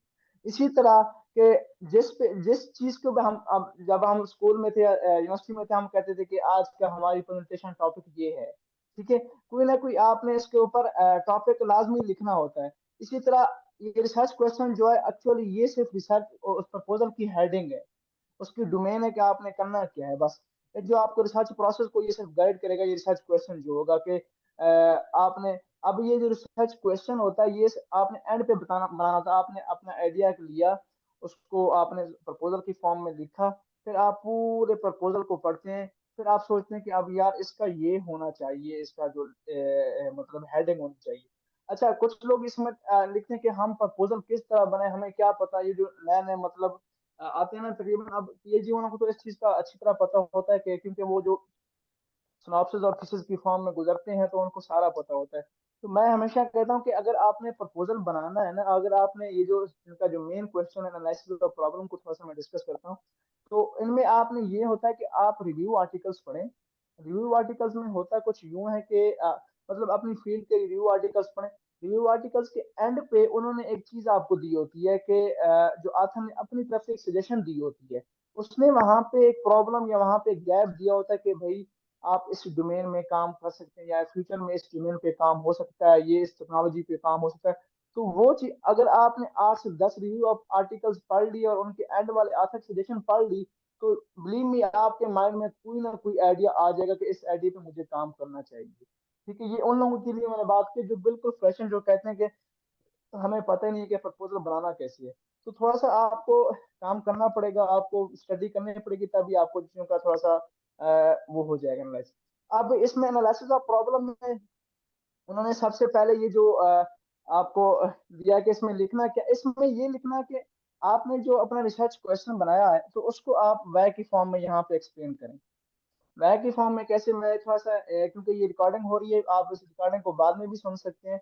मैं थोड़ा इसको यूं एक्सप्लेन करता हूँ कि मैंने लिखा था कि भाई मैंने प्रोबायोटिक्स की इनकैप्सुलेशन करवानी है, प्रोबायोटिक्स की इनकैप्सुलेशन करवानी है, और इनकैप्सुलेशन एक एक मेथड, वो इतना डिफरेंट मेथड उसके साथ मैं करवानी, इसका मैं नाम यहाँ पे नहीं लेता। अब सवाल ये था कि मेरे ये जो रिसर्च क्वेश्चन था इसके तीन मतलब जो मेरा आइडिया था माइंड में, उसके तीन कीवर्ड्स थे कि प्रोबायोटिक्स, उसकी इनकैप्सुलेशन, और उसके साथ साथ मैंने उसके वो मेथड क्यों चूज। अब मैंने एनालिसिस प्रॉब्लम में क्या किया कि भाई मैंने प्रोबायोटिक्स क्यों चूज किया, ठीक है, और उसकी जो इनकैप्सुलेशन मैं क्यों करना चाह रहा हूँ, और इनकैप्सुलेशन करना चाह रहा हूँ डिफरेंट मेथड है, लेकिन मैं इस मेथड जो मैंने चूज किया ये वाला मैं क्यों चूज करना चाह रहा हूँ। यही आपने एनालिसिस ऑफ प्रॉब्लम में अपने आप को यहाँ पे अपना प्रॉब्लम को एनालाइज करना है यहाँ पे। अब ये था कि मैं थोड़ा सा इसका ये कहूँ कि मैंने कहा कि मैंने भाई प्रोबायोटिक्स को क्यों चूज किया, क्योंकि मैंने कहा कि हम इससे वो सारे बेनिफिट्स ले सकते हैं जो ड्रग्स से लेते हैं, लेकिन जो ड्रग्स होते हैं उसमें टॉक्सिक कंपोनेंट्स होते हैं, फिर ये होता है कि डाइजेशन में वो प्रॉब्लम करते हैं, और they take time to absorb in our body. But ये जो प्रोबायोटिक्स होता है इससे इस तरह की नहीं होती, ये नेचुरली होते हैं, जिससे हमें हमारे इंटेस्टाइन को प्रोटेक्शन होती है, और जो कि कोलन कैंसर आम आजकल चल रहा है पाकिस्तान में भी, टर्की में, उसका उसके हवाले से मैं प्रोबायोटिक्स पे काम करना चाह रहा हूँ। फिर मैंने कहा कि भाई मैं इसकी इनकैप्सुलेशन क्यों कमाना चाह रहा हूँ, क्योंकि वो जो इनकैप्सुलेशन की अगर हम बगैर हम अगर उसको यूज करते हैं, प्रोबायोटिक्स को खाते हैं, यूज करते हैं, तो उससे ये होता है कि उसको वो डिफरेंट टेम्परेचर पर वो एक्सपोज होता है, तो उसके लिए मसले बनते हैं, तो उसके लिए हम उसको प्रोटेक्शन देते हैं और उसकी इनकैप्सुलेशन यूज करते हैं। फिर मैंने कहा कि हम इनकैप्सुलेशन करवा रहे हैं, लेकिन वो उस मेथड के तहत क्यों करवा रहे हैं, क्यों, क्योंकि वो मेथड इकोनॉमिकली है, वो मेथड लार्ज स्केल पे भी है, स्मॉल स्केल पे भी है, इंडस्ट्री लेवल पे भी है। तो ये थोड़ी सी चीजें मैंने यहाँ पे अपने प्रॉब्लम को एनालाइज किया। ठीक है, ये आपको गैप मिल जाएगा, लेकिन आप थोड़ा सा इस पे बात करें। ठीक है, अपने अपने प्रॉब्लम को यहाँ पे एनालाइज करना है, जो रिसर्च क्वेश्चन है, जो आपने यहाँ पे सारी चीज राय को एक्सप्लेन करना है, और आपने ये सारी बातें अपनी तरफ से नहीं लिखनी, चैट जीपीटी की तरफ से नहीं लिखनी, बल्कि विद रेफरेंस के साथ लिखनी है। ठीक है, आपने लिटरेचर रिव्यू का जिक्र करना है, उसके साथ अब प्रोबायोटिक्स की कोई भी मतलब इसमें क्वालिटी लिखते हैं तो वो आपने रेफरेंस के साथ लिखनी है कि हाँ ये बात वहां पे लिखी थी, और उसकी इनकैप्सुलेशन क्यों जरूरी है ये बात वहां पे लिखी थी। तो यहाँ पे आपने रेफरेंस के साथ इस प्रॉब्लम को थोड़ा सा एनालाइज करना है। ठीक है, अच्छा, और इसके साथ साथ रिसर्च मेथड। अब ये जो होता है ये आपका मेन एक जिसको हम कहते हैं मोस्ट इंपॉर्टेंट सेक्शन होता है कि आपने कौन सी मेथोडोलॉजी यूज की है। सबसे मेन इंपॉर्टेंट जो मेथोडोलॉजी आपने यहाँ पे थोड़ा सा इसको लिखना। अच्छा, इसमें ये होता है कि आपने अपना वो सिंपल जो आपने मेथड चूज किया है उसकी थोड़ी सी पहले इंपॉर्टेंस बताते हैं कि आपने यहाँ पे मेथड क्यों ये वाला यूज किया। ऊपर से तो ऊपर में तो आपने सिर्फ जस्ट उसका एक दो सेंटेंस रैंडमली लिख दिया, लेकिन यहाँ पे उसके थोड़ा रेफरेंस के साथ आपने एक्सप्लेन करना होता है। और उसमें से फिर आपने पूरा डिटेल के साथ वो मेथड भी लिख दें। डेटा कलेक्शन हम इस तरह करेंगे, हम इसकी सैंपलिंग इस तरह करेंगे, हम इसका एनालिसिस प्रोसीजर इस तरह करेंगे। तो इस तरह आपने यहाँ पे इसको डिटेल के साथ लिखना है। और इसके साथ साथ अब जो फोर्थ क्वेश्चन था कि आपने जो रिसर्च क्वेश्चन यहाँ पे आपने उसका प्रॉब्लम भी एनालाइज किया, उसका मेथोडोलॉजी भी हमें दे दी। अब इसका आपको आंसर क्या मिल रहा है? ठीक है, अब देखें ये रिसर्च हमने की तो नहीं है, ठीक है, क्योंकि हमें आंसर तो उसी का मिलता है जो हम कंडक्ट करते हैं रिसर्च। जिस तरह रिसर्च आर्टिकल पब्लिश करते हैं तो वो डेफिनेटली हम रिसर्च। अच्छा, ये जो बातें हाँ, मैं इस पोर्शन की खास तौर बात करूँ, ये वाला जो पोर्शन है जो सारे लोग आप देख लें, जो फोर्थ पोर्शन है आंसर टू रिसर्च क्वेश्चन, इसको आपने फ्यूचर सेंटेंस में लिखना है। ठीक है, अगर मतलब अपनी तरफ से जो भी सेंटेंस लिखने हैं फ्यूचर में लिखने हैं। बाकी जो रेफरेंस के साथ लिखने हैं वो तो आप उसी टेंस टेंस के साथ लिखें जिस टेंस के साथ आपको वहां पे पास्ट में मिलेगा डेफिनेटली। तो आपने वही लिखना है, वरना अपनी तरफ से अगर थोड़ा सा आपने इसमें आउटकम्स लिखना है तो आपने वो फ्यूचर में लिखना है। ठीक है। अच्छा, इसमें आपने ये करना है कि जो आपने ऊपर रिसर्च क्वेश्चन किया था, मतलब जो आपने वह प्रॉब्लम एनालिसिस ऑफ प्रॉब्लम में लिखा था कि भाई प्रोबायोटिक्स को मैं चूज कर रहा हूँ क्यों, और उसका अच्छा क्यों, तो वो जो सारे आपने वह लिखा था वो यहाँ पे आपने उसके रिजल्ट लिखने हैं, लेकिन एक्सपेक्टेड रिजल्ट हैं। ये आपने रिसर्च नहीं की, यहाँ पे सिर्फ आपने एज हाइपोथेसिस बनाना है, आपने एज्यूम करना है। ठीक है, मतलब वो भी आपको चीजें मिल जाएगी। देखिए ना, जिस तरह मैंने आपको कहा है कि भाई प्रोबायोटिक्स क्यों चूज कर रहा हूँ, क्योंकि उसमें ये चीजें हैं। तो ठीक है, आपने यहाँ पे जो भी रिजल्ट्स लिखने हैं आउटकम, यहाँ पे ये पहली बात है क्लियर कर दूं, ये जो आंसर है ये आपके रिजल्ट आउटकम्स हैं उस चीज के जो आपने प्रॉब्लम एनालिसिस कर रहे थे, जो आपने मेथोडोलॉजी कर रहे हैं। लेकिन वो क्या यहाँ पे सिर्फ एक्सपेक्टेड है, ये फाइनल रिजल्ट नहीं है। ठीक है, और आप उसके साथ साथ फिर लिखने के ये थोड़ा सा इसका कंट्रीब्यूशन भी लिखने, ये जो मैंने ऊपर रिसर्च किया है उस हवाले से कंट्रीब्यूशन क्या होगा, ये पाकिस्तान की और तुर्की की सोसाइटी को क्या फायदा होगा, और इसके फ्रूट्स क्या होंगे, वो भी सारा इसमें लिख दें। और जो आपने मेन प्रॉब्लम वहां पे जिस तरह मैंने टारगेट किया था कि भाई कोलन कैंसर है, कोलन कैंसर, तो फिर आप यहाँ पे लिख दें कि अब ये जो मैं मेथड यूज करूंगा, ये मैं रिसर्च करूंगा, उसके बाद ये होगा कि पाकिस्तान की टर्की की जो कोलन कैंसर की रेशियो है वो नीचे आ जाएगी। इससे ये होगा कि आवाम को भी फायदा, सोसाइटी को भी फायदा है, और उसकी जो हेल्थ डिपार्टमेंट को भी फायदा है। थोड़ा सा यहाँ पे आपने एज अज्यूम करके फ्यूचर में आपने थोड़ा सा इसको लिखना है, आउटकम एक्सपेक्टेड। ठीक है, मैं बार बार कह रहा हूँ ये फाइनल रिजल्ट नहीं है, ना ही आपने पास में शुरू हो जाना, यहाँ पे ऐसा नहीं है बिल्कुल। अच्छा, उसके साथ साथ ये है कि आपने जो रिसर्च की है इसका आपकी स्टडी के साथ इसका एकेडमिक कंट्रीब्यूशन, इस स्टडी का एकेडमिक कंट्रीब्यूशन क्या है। तो आपने यहाँ पे क्लियर बात लिखनी है कि मैं जब ये रिसर्च करूंगा ये एक मेरा एकेडमिक करियर का पाथवे बन जाएगा, कि अगर मैं मास्टर के लिए कर रहा हूँ तो मैं इसी इंटरेस्ट के साथ इसी फील्ड के साथ मैं फिर आगे पीएचडी के लिए जाऊंगा, अगर पीएचडी में कर रहे हैं तो फिर आप कहेंगे मैं पोस्ट डॉक्टरेट में जाऊंगा।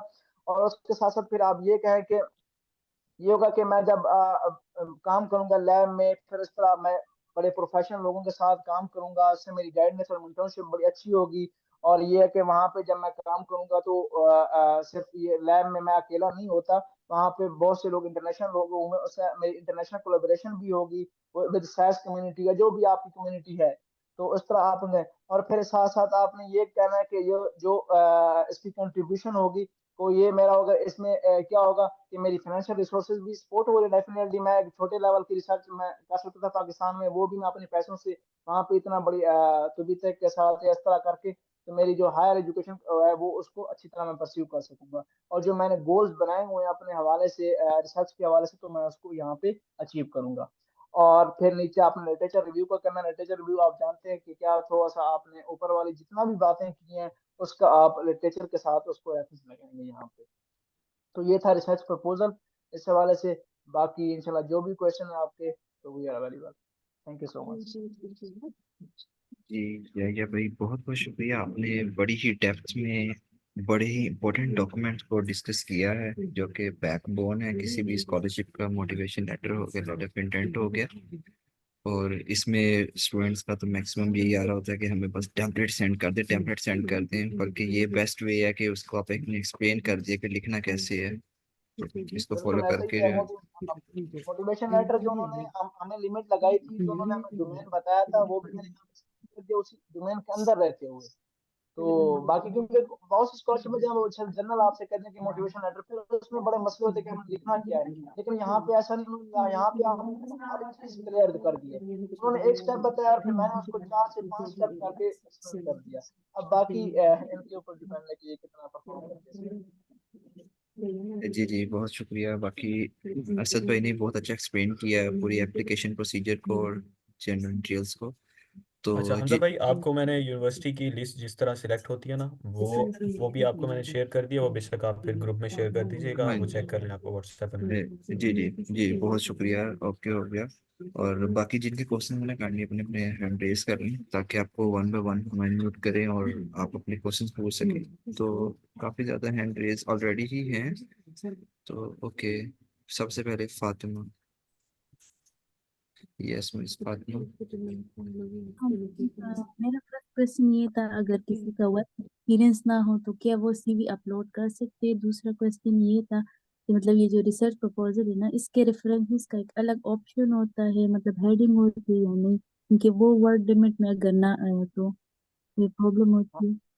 बिल्कुल, मैंने जो पहली बात जो रेफरेंस की बात की है ना, वो मैंने सिर्फ साइटेशन की बात की है। जो आपने यहाँ पे प्रपोजल के अंदर जितना भी पोर्शन है, यहाँ पे आपने साइटेशन देनी, और जो रेफरेंस है ना, वो जब आप रिसर्च मेथोडोलॉजी के नीचे एक अलग से उन्होंने वहाँ पे पोर्शन दिया हुआ कि आप कुछ एक्स्ट्रा लिखना चाहते हैं जो आप ऊपर नहीं लिख सके, तो वहां पे जाके आप डिटेल से रेफरेंस दे सकते हैं। आप प्रपोजल के अंदर जो जितना भी आपने रेफरेंस देने होते हैं, ये सिर्फ आपने साइड करना होता है, साइटेशन देनी होती है शॉर्ट फॉर्म में, ठीक है। और जो डिटेल से आपने रेफरेंस देने हैं, वो इसके नीचे एक अलग से उन्होंने पोर्शन सिस्टम के ऊपर बनाया हुआ है कि अगर आपने कुछ एक्स्ट्रा लिखना है जो आप ऊपर नहीं लिख सके, तो आप एक्सप्लेन करना चाहते हैं, तो आप यहाँ पे एक्सप्लेन कर दे, तो वहां पे आप हेडिंग डालने के जो मेरा ऊपर प्रपोजल है उसके ये रेफरेंस है, वो तो आप 15 10 से 15 जितना भी आप रेफरेंस देते हैं, तो आप डिटेल से रेफरेंस दे सकते हैं। और दूसरी बात ये कि जो आपने बात की कि मेरा अगर वर्क एक्सपीरियंस नहीं है तो कोई इशू नहीं, ये तो नई बात नहीं है। जितना भी ग्रेजुएट लोग हैं, तो किसी का भी वर्क एक्सपीरियंस है, बहुत से लोग ऐसे हैं जो अभी लास्ट ईयर में वो अप्लाई कर रहे हैं, तो वो उनका कहाँ से वर्क एक्सपीरियंस आ गया, तो ये मैटर नहीं करता। अगर आपके पास है तो वेल एंड गुड, नहीं है तो आप कोई बात नहीं, आप सीवी बनाए अच्छी सी, आप दूसरी चीजें उसमें हाईलाइट करें और आप अप्लाई करें। Good luck. अस्सलाम वालेकुम। मैं एक बैचलर्स के हवाले से बताऊंगा और थोड़ा समअप भी करूंगा पूरा एप्लीकेशन को। ना याहिया भाई, मैंने कहा कि जो मेरा जो पार्ट है 10 मिनट वो क्वेश्चन आंसर से पहले कर लें, क्योंकि ये मैं खाने में तवक जल्दी खत्म हो जाता है हमारे पास। तो अब मैं इसको अपनी जो मैंने लिखा है उसमें मैं जो जो कॉमन मिस्टेक्स होती हैं उसको मैं बताता हुआ चलूंगा। कि सबसे पहले तो प्रोफाइल पिक लोगों की ज्यादातर एडिट हुई भी होती है। कोई जिनकी सीधा खड़ा रहने वाली जो प्रोफाइल पिक है ना, उसमें भी थोड़ा वो मेकअप वगैरह कर देते हैं, तो वो ना करें। प्रोफेशनल प्रोफाइल पिक रखें अपनी, और उसमें वाइट बैकग्राउंड या ब्लू बैकग्राउंड आजकल एडिट हो जाती है, वो आप एडिट कर लें। और मैं इसको इस तरह से एक तो ये बात तो सबको पता है कि अब इस स्कॉलरशिप में बहुत ज़्यादा जो है ना कंपटीशन बढ़ गया है। तो इसमें हर चीज़ मैटर कर रही है। यहाँ पे हमने वेबसाइट में देखा, उन्होंने माशाल्लाह से बहुत ज़्यादा प्रोफेशनल एक्सप्लेन किया है। मैं तो सीनियर तो फील कर ही नहीं रहा हूँ, लेकिन मैं बस अपने एक्सपीरियंस बता दूं कि एकेडमिक्स जो है ना वो वैसे लिखा हुआ है वहाँ पे 75%। लेकिन मैं आप सबको बता रहा हूँ कि अगर ज़्यादातर जो मेजोरिटी जिन लोगों ने 85 पे अप्लाई किया होगा या 80 पे अप्लाई किया होगा, तो आपका चांस यहाँ पे आके कम हो जाता है। तो मैं फिर भी इंकरेज करता हूँ कि आप फिर भी अप्लाई करें और चीज़ों से, सर्टिफिकेट्स वगैरह से, और अपनी आपको मनवाएं। लेकिन इस चीज़ को मद्देनजर रखें कि अब हर चीज़ की जो है ना, हर चीज़ की आपने बेहतर होना है। ठीक है, सिर्फ एलिजिबिलिटी क्राइटेरिया तो बेसिक है। ठीक है, अब कुछ कंट्रीज ऐसे होते हैं जहाँ पे कोटा बहुत ज़्यादा होता है या वहाँ पे एप्लीकेशंस कम होती है, तो उस पे वहाँ पे वो एलिजिबिलिटी क्राइटेरिया काफ़ी अच्छे से हो जाता है। हमारे यहाँ पाकिस्तान में एप्लीकेशंस भी बहुत ज़्यादा होती हैं। तो कोशिश करें हर शोबे में अपने आप को, हर उस कैटेगरी में अपने आप को अच्छा रखें। और एकेडमिक्स ज़्यादा जितनी अच्छी हो, जितनी बेहतर हो। और एलिजिबिलिटी क्राइटेरिया उन्होंने बता दिया है, अच्छा, जो 12th क्लास में अभी हैं, मैं बेसिकली बैचलर्स की बात कर रहा हूँ, मास्टर्स का मुझे नहीं पता कि आपने पास आउट होने के बाद अप्लाई करना होता है या नहीं, वो आप उनसे पूछें। बैचलर्स में आप अप्लाई कर रहे हैं तो 12th अगर आप अभी पढ़ रहे हैं तो भी आप अप्लाई कर सकते हैं। उसमें इस तरह से होगा कि आपके कॉलेज का जो जो रिजल्ट है वो आप पोस्ट कीजिएगा, और अपने टीचर से, अपने कॉलेज से होप सर्टिफिकेट बनवा के वो आप सबमिट कर सकते हैं as a 12th class result. तो उसके बाद यहाँ पे जो मेरा ये मानना है कि आप अपनी प्रोफाइल को प्रेजेंट कर रहे होते हैं, ठीक है, तो जितना आप बेहतर हो सके ना उतना आप प्रेजेंट करें। अब वहाँ पे एक सेक्शन है hobbies, hobbies and special talent. तो उसको भी आप अपना, जैसे लेटर ऑफ इंटेंट है जिसमें आप फील्ड का मुताबिक जो आप अपनी इंटेंशन जो आप बताओगे, अपनी मोटिवेशन बताओगे, तो अगर उन हॉबीज को भी, उन स्पेशल टैलेंट को भी अगर आप इसी तरह से यूज करो कि, मिसाल के तौर पे अगर मैं अपनी मिसाल दूं तो मुझे सिविल इंजीनियरिंग में जाना था, तो मैंने अपनी हॉबीज में और अपने स्पेशल टैलेंट वगैरह में मैथ्स को, फाइनेंस को मेंशन किया हुआ था। तो आप हर हर सेक्शन, आपके पास तो इतना अच्छा चीज है कि हर हर चीज के एक टैब बना हुआ है, तो आप कोशिश करें उसको फिल भी करें और अपनी फील्ड के मुताबिक उसको थोड़ा सा रुख देने की कोशिश करें, ठीक है। और सोशल एक्टिविटीज, सर्टिफिकेट्स, ये बहुत ज़रूरी चीज़ है। आपका जो वॉलंटियर वाला जो सेक्शन था, एग्जैक्ट नाम याद नहीं आ रहा, उसी के ऊपर था कि सर्टिफिकेट्स और अवार्ड्स आपने, वो आपने लाजमी ऐड करने हैं। और उसमें भी अपने आप को इस तरह से प्रेजेंट करें कि सबसे ऊपर जो है ना आपके बेस्ट सर्टिफिकेट्स हो, ठीक है।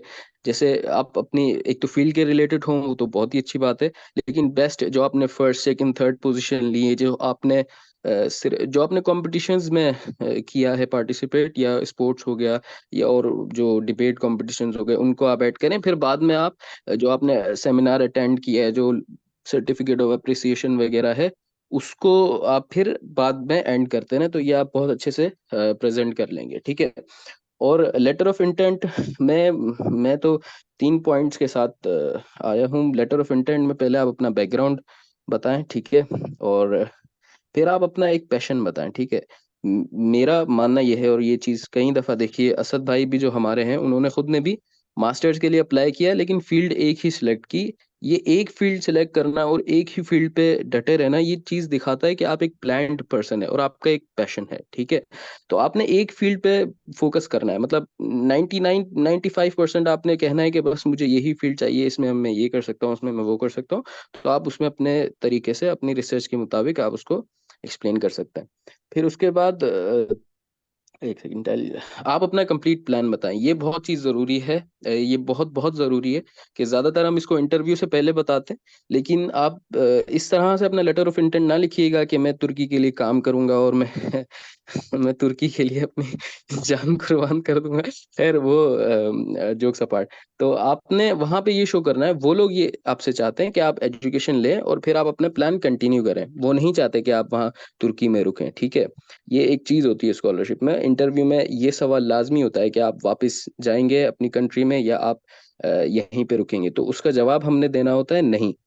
क्योंकि, और इसी चीज को आप अपने लेटर ऑफ इंटेंट में भी मेंशन किस तरह से कर सकते हो, आप अपना एक प्लान बता सकते हो कि मैंने बैचलर्स यहाँ से करना है और फिर मैंने यूरोप में इंटर्नशिप करनी है या यूरोप में मास्टर्स करना है, फिर मैंने वहां जाना है। ये अगर आप थोड़ी सी डिटेल में बता दो ना, कि मैंने सुना, मैं मतलब आप मिसाल देता हूँ कि मैंने इस तरह से मेंशन किया था कि मैंने बैचलर्स तुर्की में करना है, फिर उसके बाद मैंने मास्टर्स जो है वो चाइना में करना है या जापान, मैंने मेंशन किया था दोनों में से। क्योंकि वहाँ की जो सिविल है वो काफ़ी स्ट्रांग है, वहाँ की बिल्डिंग्स जो बहुत ज़्यादा स्ट्रांग भी होती हैं और बहुत ऊंची हवाओं से बात कर रही होती है। तो ये आप थोड़ा सा उनको अपना पाथ बता देते हो तो वो इस चीज़ को समझते हैं कि यू हैव अ प्लान। आप ऐसे ही नहीं कि आपने 3 फील्ड ये चूज कर ली, 3 फील्ड ये चूज कर ली, ऐसे नहीं होगा, ठीक है। और हाँ, अब हाँ, फिर आपने अपने डिग्री के बारे में बता दिया, उसके बाद आप तुर्की की थोड़ी तारीफ, जाहिर सी बात है, आप तारीफ से मुताबिक लेजिट आप थोड़ी रिसर्च करें कि वाई तुर्की, आप तुर्की में क्यों आना चाहते हैं। तो उसमें आपने तुर्की की अच्छाई बतानी है कि तुर्की में अगर मेडिकल में, मिसाल के तौर पे अगर आप आना चाहते हैं, तो मेडिकली तुर्की बहुत ज़्यादा स्ट्रांग है, मतलब यूरोपियन कंट्रीज से लोग यहाँ पे आते हैं, तो ये इतना ज़्यादा स्ट्रांग है। तो अब आप यूनिवर्सिटी का नाम मेंशन कर दें, एक दो क्यूएस रैंकिंग्स अगर आप मेंशन कर दें कि ये मेरी ड्रीम यूनिवर्सिटी है और इसकी रैंकिंग्स इस तरह से हैं, तो ये बहुत बहुत अच्छा हो जाएगा। और अगर अगर इफ पॉसिबल आप प्रोफेसर भी मेंशन कर दें एक दो, तो वो बहुत ही ज़्यादा अच्छा हो जाएगा कि मुझे जो है ना, ये तुर्की की मिसाल, ये तुर्की की यूनिवर्सिटी है जो इस फील्ड में क्यूएस रैंकिंग है जिसकी 400 या 300 या 600, और बहुत अच्छी लाइब्रेरीज हैं, इक्विपमेंट्स हैं, और इस वजह से मैं यहाँ पे आना चाहता हूँ। रैंकिंग्स मेंशन आपने कर दिए यहाँ पे, तो ये बहुत ज़्यादा अच्छा हो जाएगा। उसके बाद एक सेकेंड टेल यू। हाँ, फिर ये यहाँ पे आपका जो है ना खत्म हो जाता है तुर्की की अब मल्टी कल्चरल, और ये तारीफ एक दो ये जो आपने करनी है वो आपने करनी है, ठीक है। उसके बाद तुर्की के उसके बाद जो आपने यूनिवर्सिटी सिलेक्शन करनी है, उसमें बस मैं एक दो पॉइंट ऐड ये करूंगा, लास्ट पॉइंट। तो मुझे ये मैं खाने से जाना है, तो लास्ट पॉइंट में ये ऐड करूंगा कि तुर्की के जो यूनिवर्सिटीज आपने सेलेक्ट करनी है ना, तो अगर आपने 12 यूनिवर्सिटी सेलेक्ट करनी है, 11 या 12, तो आप 9 या 10 यूनिवर्सिटीज अपनी फील्ड की सिलेक्ट करो, ठीक है। ये आपकी एक स्टेबिलिटी शो करता है कि आपका एक एक विजन के तहत आप सिलेक्शन कर रहे हो। ऐसा नहीं कि हमारा एक स्टूडेंट था मेरा जानने वाला, तो उसकी हर चीज़ एकेडमिक, हर चीज़ फुल, उसने काफ़ी टाइम पहले से तैयारी की थी, लेकिन जब उसने यूनिवर्सिटी सेलेक्ट की तो 3 उसने आईआर कर ली, 3 उसने लॉ कर ली, 3 उसने बिजनेस कर ली, तो वो तो फिर वो नहीं होगा ना। वो कहेंगे कि इसको जो भी मिल जाए ये तो कुछ भी कर लेगा, तो ऑलराउंडर नहीं बनना। ये लास्ट चीज मैं ये मेंशन करूंगा कि आप जो है ना अपनी ड्रीम यूनिवर्सिटी काफी अच्छी मेंशन करो, भले उसमें इंग्लिश रिक्वायर्ड है और आपके पास आइल्स भले ना हो। आपको एडमिशन मिले या ना मिले, आप की वो होगी कि आप जो आपका जो गोल है वो बहुत बड़ा है, तो ये आप शो करना, बिकॉज आपने शो करना है कि you are a strong candidate for the scholarship. ये चीज है। या दिस इज फ्रॉम मी। ये यूनिवर्सिटी सिलेक्शन आप इस तरह से कर सकते हैं। और अपना एफिशिएंसी सर्टिफिकेट जो इंग्लिश है वो भी आप ऐड करें, बस ट्राई करें आप अपनी वन ऑफ द बेस्ट जो यूनिवर्सिटीज है उसको अपना गोल शो करें, एंड इंशाल्लाह hope you will receive that. मेहनत करेंगे तो हो जाएगा। This thing from me. जी बहुत शुक्रिया बास भाई, बहुत बहुत अच्छे शुक्रिया। पॉइंट्स आपने ऐड किए हैं, थैंक्स अ लॉट। तो जिनके क्वेश्चंस है ना उन्होंने हैंड रेज तो किए ही हुए, तो हम आपको वन वन अनम्यूट करते हैं। जी अब्दुल बासित, अब्दुल बासित। अस्सलाम वालेकुम सर। वालेकुम सलाम। अच्छा सर, मेरा क्वेश्चन इसके अबाउट है कि आप ये मुझे क्लियर कर दें कि हमारी परसेंटेज है 72-73%, तो क्या हम मास्टर्स के लिए एलिजिबल हैं? ग्रेजुएशन में है, अभी रिसेंटली हमारी ग्रेजुएशन हुई है।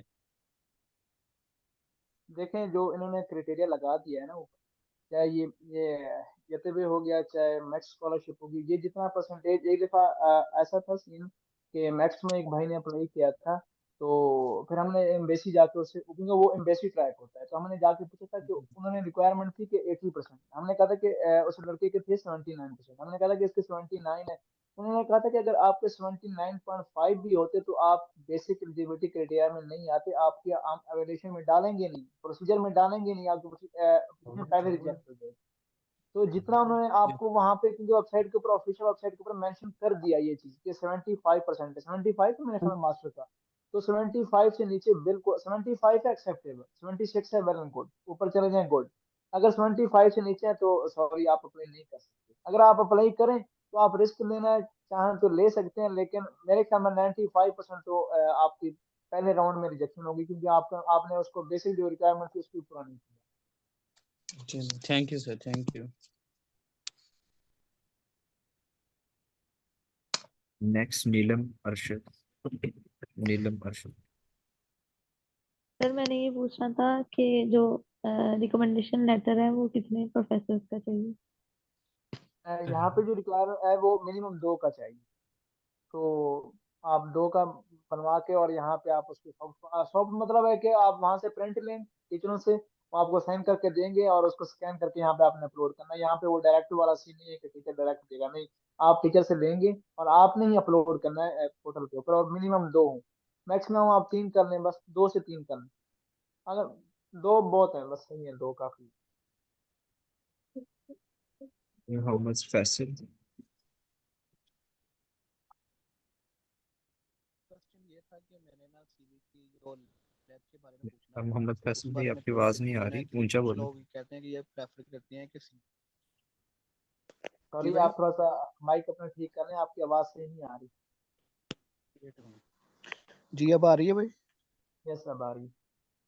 जी भाई, मैंने ना सीवी की लेंथ के बारे में पूछना है। लेंथ के बारे में थोड़ी कंफ्यूजन है, क्योंकि कुछ लोग ये कह रहे हैं, वो प्रेफर करते हैं कि सीवी जो है वो 2 से 3 पेजेस की तक होनी चाहिए, जबकि कुछ लोग कहते हैं कि सीवी जो है उसकी आपकी 6 to 7 पेजेस तक भी जा रही हो तो ठीक है। तो इस बारे में थोड़ा गाइड कीजिएगा कि हमें जो है वो सीवी की लेंथ कितनी रखनी चाहिए। एज फार ये एज यार मैं बताता हूँ इसका। एज फार एज सीवी अगर आपकी आपकी रिलेटेड है, उसमें आपने एक्स्ट्रा कुछ नहीं डाला हुआ उसको बढ़ाने के लिए, तब तक तो ठीक है। मैंने 4 पेजेस की सीवी अपलोड की थी, तो मुझे नहीं लगता कि एज सच कोई इशू है, लेकिन इससे भी ज़्यादा आप लेंथ ही ना करके जाएं। जी ठीक है, क्योंकि भाई जब हम उसमें पब्लिकेशन वगैरह इस तरह की चीजें ऐड करती हैं, अपना वॉलंटियर वर्क वगैरह, अपनी इंटर्नशिप्स वगैरह, तो वो ना काफी लंबी हो जाती है, क्योंकि उसमें अपना वो उसमें बताना होता है ना कि अपनी रिसर्च वगैरह जो आपने बीएस में की। तो इसलिए मैंने ये क्वेश्चन पूछा। यूरोपास सीवी है ना, उसका फॉर्मेट चेंज हो जाता है, तो आप उसको बिल्कुल बेशक शॉर्ट कर लीजिएगा, वो 4 पेजेस पे इजीली आ जाएगी। जी ठीक है, थैंक यू। ये शामी भाई शामी। ओके, रहमान खालिद, ये रहमान खालिद भाई अनम्यूट करें। हाँ भाई से इन्होंने बताया कि आप ना मिडिल में अपना कर सकते हो मैट्रिक का, और उसके बाद एचसी में कर सकते हो इंटर का, और जो उन्होंने बताया हुआ है एसोसिएट डिप्लोमा, उसमें किस चीज़ को हमने अपलोड करना है फिर? एसोसिएट लाजमी नहीं है। एसोसिएट डिग्री आपकी 14 ईयर्स ऑफ एजुकेशन में जो 2 साल की डिग्री जो होती है उसको जी जी। वो बताती है कि वो 2 साल की डिग्री अगर आपने नहीं की तो उसको आप ऐड बिल्कुल भी ना करें, आप डायरेक्ट बैचलर्स करें ऐड, अगर मास्टर्स के लिए अप्लाई कर रहे हैं। और अगर बैचलर्स के लिए अप्लाई कर रहे हैं तो आप सिर्फ मैट्रिक उसको मिडिल स्कूल में और हाई स्कूल में आप इंटर का रिजल्ट डालें। ठीक है, दैट्स इट। ठीक हो गया, thank you so much. Welcome.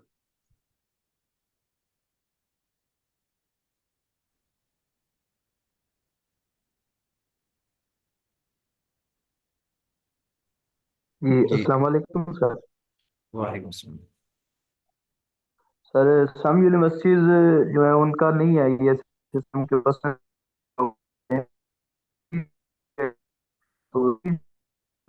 तो परसेंटेज में कन्वर्ट करना होगा या टोटल 100% में? फॉर एग्जांपल 80% पे CGPA 4/4 होता है, और तो इसमें आप काइंडली मुझे गाइड करें।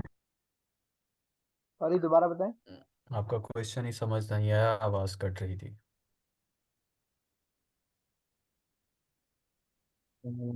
आप अनम्यूट करें खुद दोबारा जरा। असल में वो जरा पे क्वेश्चन ये था कि वो कह रहे थे कि हमारी जो CDP है ना, अभी मेरे ख्याल में उसकी कंप्लीट आई भी नहीं है, और वो कह रहे थे कि उसको हमारी 80% पे शायद 4 बनती है, तो उसको किस तरह इंटरप्रेट करना है। अगर सीजीपीए है तो वो जी सीजीपीए का सर। ऑप्शन दिया हुआ उन्होंने 4 वाला, तो आप सीजीए टोटल फोर, हाँ, सीजीपीए टोटल पे फोर 4/4 का ऑप्शन है, जहाँ पे आपके वो इंटर और मैट्रिक के रिजल्ट हैं, वो फिर आप 100/100 उसमें आप ले लिखेंगे परसेंटेज को। तो सीजीपीए की बात आएगी थैंक तो यू। आप हाँ 4 सेलेक्ट करें, और मेन आपका 4 होगा टोटल, और फिर जितना आपने लिया 3, और फिर जो उन्होंने कॉमा लगाया हुआ, ये टर्की में डॉट होता है, ठीक है, हमारे डॉट के इक्वल है, तो वो फिर आपने 3.45 है, 3.70 है, जो भी है आप इस तरह लिखें। तो सीजीपीए का उन्होंने 4 का क्राइटेरिया दिया हुआ है, आप दोबारा देखें। Same here in Spain. Okay sir. Spain में भी जो है ना वो कौमे को डॉट लेते हैं। सही है। मुशर्रफ अब्बास। अस्सलाम वालेकुम सर।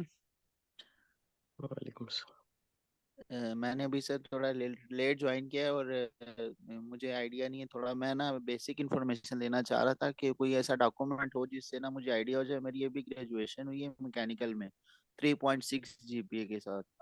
तो पहले तो ये है कि कोई मुझे बेसिक से अगर कहीं से कोई डॉक्यूमेंट अगर मिल जाए जिससे मैं देख सकूँ, और टाइमलाइंस के हवाले से कोई थोड़ी गाइडेंस अगर दे दें। वो आप ये वीडियो देख लेना यूट्यूब पे, दोबारा से ये रिकॉर्ड हो रही है वीडियो।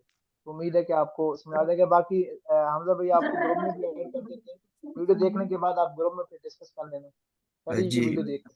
जी, मैंने ना चैट में व्हाट्सएप ग्रुप, हाँ जी, व्हाट्सएप ग्रुप जो तुर्की पर स्टडी का मैंने ग्रुप बनाया हुआ, वो चैट में दोबारा शेयर कर देता हूँ, उसको आप ज्वाइन कर लें।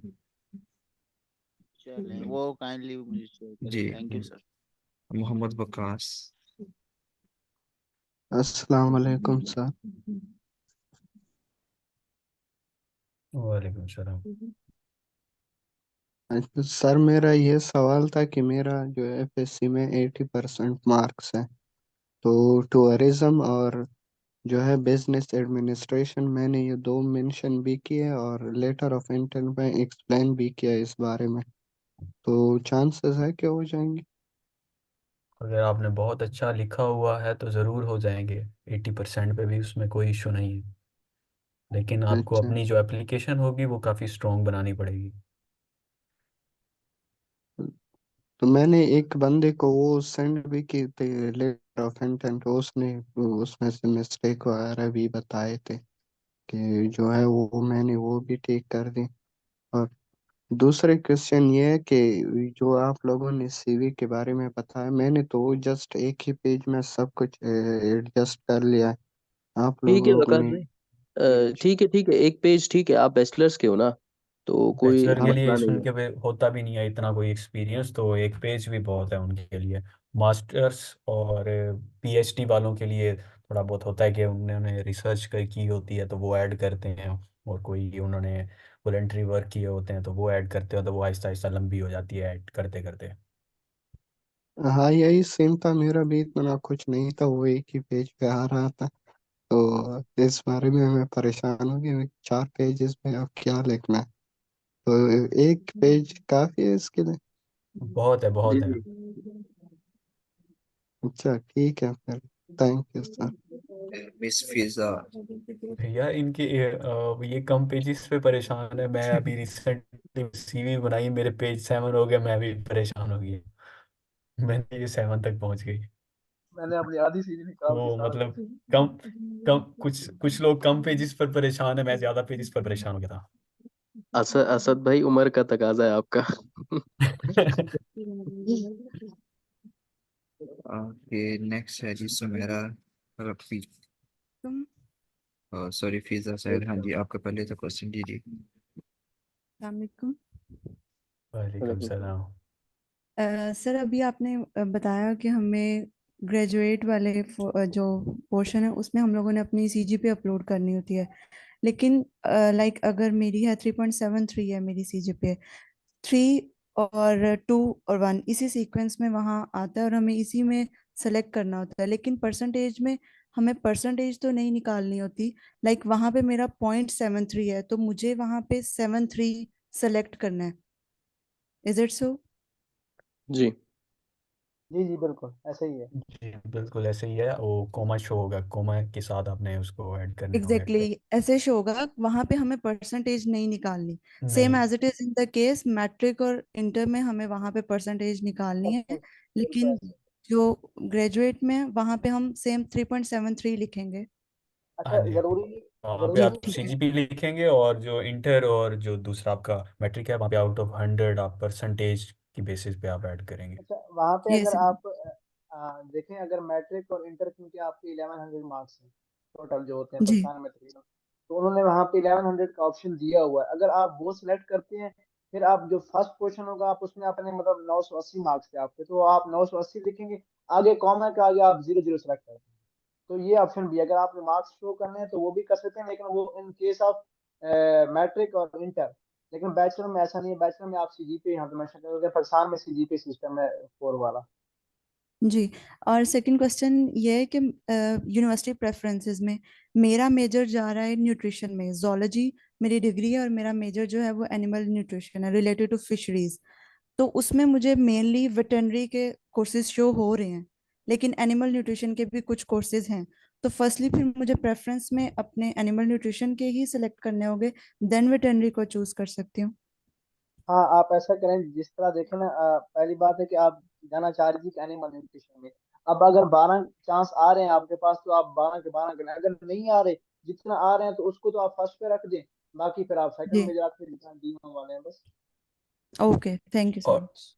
और इसमें मैं एक ऐड करना जी चाहूँगा जी कि अब्बास यस भाई मेरी जी मेरी तारीफ कर रहे थे कि मैंने सारी यूनिवर्सिटीज़ में एक ही डिग्री को मैंने सिलेक्ट कर लिया था, और वो जो इंटरव्यूअर था वो काफ़ी इम्प्रेस्ड बैठा था, बैठ के मुझे देखता कहता मैं तुम्हारा इंतज़ार कर रहा था कि ये कौन सा बंदा है जिसने 12 यूनिवर्सिटी सिलेक्ट की हैं और 12 की 12 एक ही डिग्री उसने सिलेक्ट की हुई है प्लांट प्रोटेक्शन की। तो मेरे ख्याल से और उनके ख्याल से ये एक बेस्ट है कि आपने जो बैचलर आपके, मुझे कहते हैं कि आपने बैचलर किया आपने बाकी, क्योंकि यहाँ पे जितने भी हमारे पास एप्लीकेशंस हैं उसमें काफ़ी सारे लोगों ने 3-4 यूनिवर्सिटीज़ में क्या कोर्स सिलेक्ट किया हुआ है और बाकी में क्या क्या उन्होंने किया हुआ है। तो आपकी फर्स्ट एप्लीकेशन है जो मतलब प्लांट प्रोटेक्शन को लेके चलती है, तो उसका आंसर मैंने इस तरह से दिया था कि भाई मेरी बैचलर उससे है तो मैं अपनी फील्ड दूसरी चेंज क्यों करूं, मैं इसी को ही आगे कैरी करूंगा और इसी में ही मैंने आगे पीएचडी करनी है। तो ही वॉज क्वाइट इम्प्रेस्ड। तो आपने अगर अपना जो प्रपोजल बनाया हुआ है अगर वो न्यूट्रिशन के रिलेटेड है, तो आपने आगे जितनी भी फील्ड्स अपने यूनिवर्सिटीज़ में अपने जो कोर्सेज सेलेक्ट करने हैं वो न्यूट्रिशन के लिहाज से ही करें। अगर ओवरऑल वेटरनरी के रिलेटेड है तो फिर आप उसको वेटरनरी के हिसाब से लेके चलें। लेकिन मसला मेरी ये है फील्ड कि इनकी न्यूट्रिशन की है मजबूरी है, बिल्कुल, मेरी फील्ड मजबूरी है न्यूट्रिशन इनकी। की ही है जी। इनकी और लेकिन मुझे वहां पे प्रायोरिटी फिजियोलॉजी के कोर्सेज शो हो रहे हैं, एनाटॉमी के शो हो रहे हैं, और इसके अलावा वेटरनरी के हो रहे हैं, लेकिन मेरी प्रेफरेंसेस में न्यूट्रिशन और फिजियोलॉजी एनाटॉमी जो मेरी मेजर से रिलेट कर रही है उन्हीं को चूज कर रही हूँ।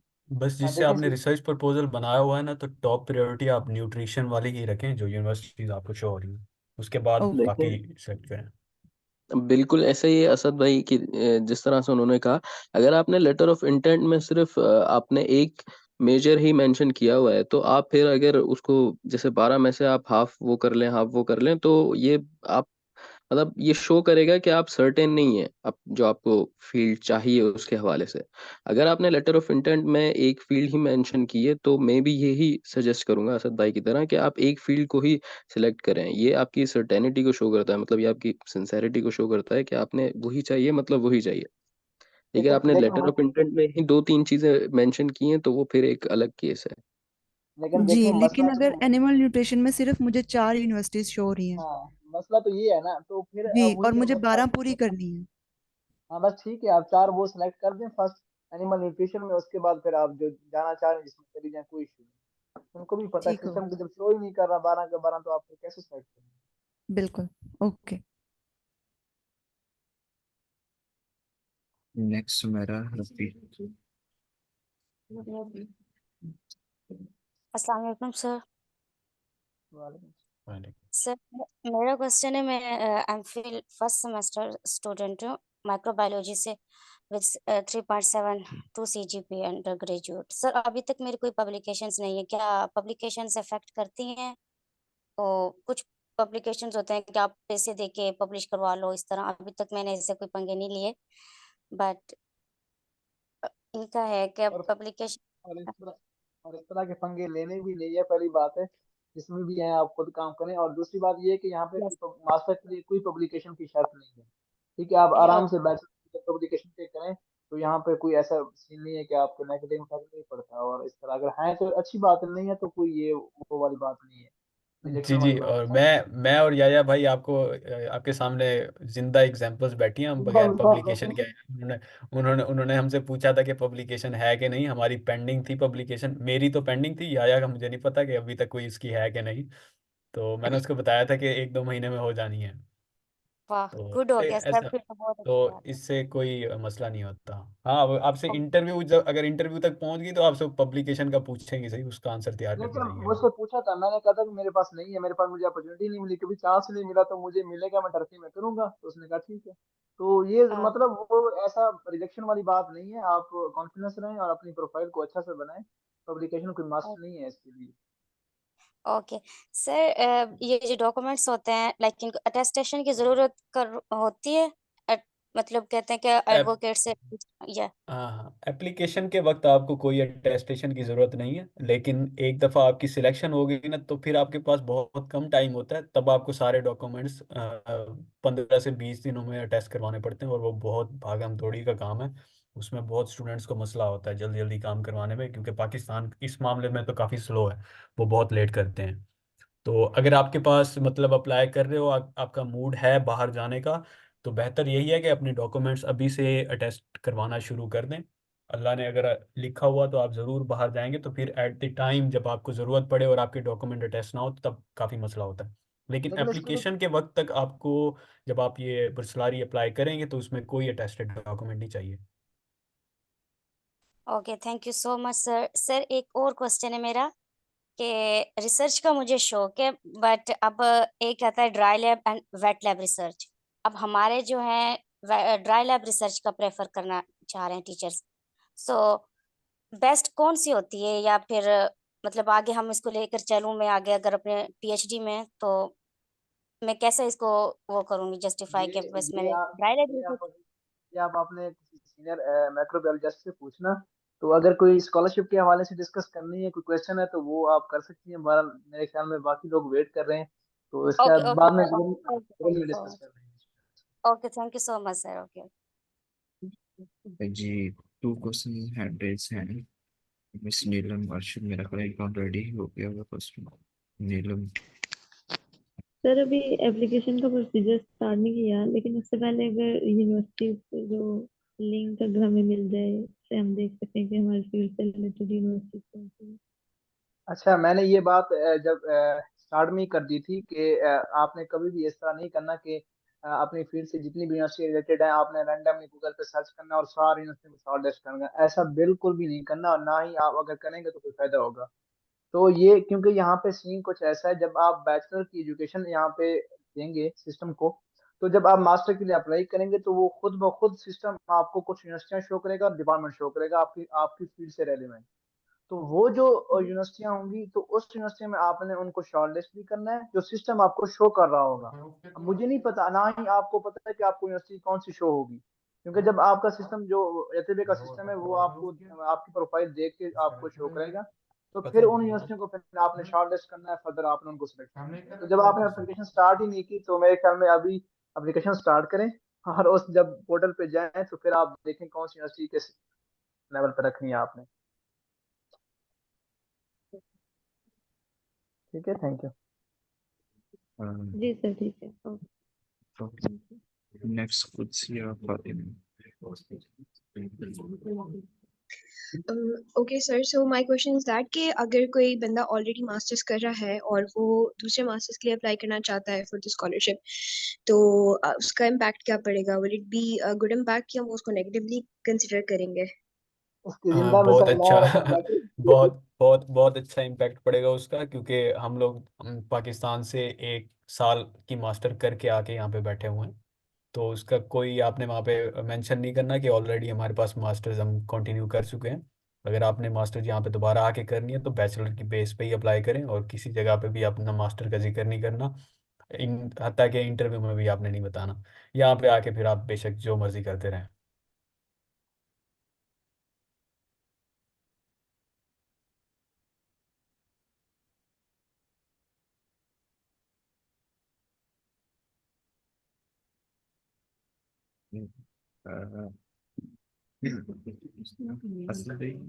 नेक्स्ट क्वेश्चन ले। जी जी, नेक्स्ट क्वेश्चन। ये Shami. I think it's concluded, आपको टेंशन लेने की ज़रूरत नहीं है। अगर आप मास्टर्स, हमारे हमजा भाई भी हम मास्टर्स कंटिन्यू कर चुके थे, तो इसमें कोई वो बात नहीं। अगर आपने बाहर जाना है तो फिर आपको सब कुछ तर्क करना पड़ेगा और दोबारा से अपने सफ़र का आगाज़ करना पड़ेगा। शो नहीं करना आपने, मास्टर्स जी आप जी कर रहे हैं वो शो नहीं करना। सही। जी, ये शामी काफी देर से हैंड रेस किया हुआ है शामी।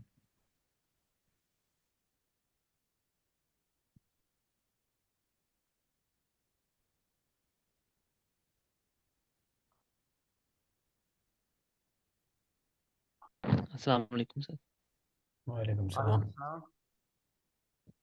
माजरत सर, मैंने लेक सेशन ज्वाइन किया था, तो मैंने पूछना ये था कि जो लैंग्वेज कोर्स है इसमें मैंने ना बीएस उर्दू किया है पंजाब यूनिवर्सिटी से, 3.6 जीपीए है मेरा। और उसके अलावा मैं जिस यूनिवर्सिटी से भी लैंग्वेज कोर्स कर रहा हूँ टर्किश का, तो वहाँ पे मैं लैंग्वेज कोर्स के लिए अप्लाई करने के लिए एलिजिबल हूँ कि नहीं? आप और ऑलरेडी इसके टर्किश अलावा लैंग्वेज जो कर सर रहे हो मेरी मतलब? रिसर्च है no no no no no, ये कुछ और जिस बोल रहे हैं। अच्छा, आप दोबारा से क्वेश्चन रिपीट करें। मैंने ना पंजाब यूनिवर्सिटी से किया है बीएस उर्दू, ठीक और इसमें जो मेरा थीसिस था ना, थीसिस का मेरा टॉपिक ये था कि जो तुर्की से अफसाने तराजम हुए हैं ना, उस हवाले से मेरा काम था।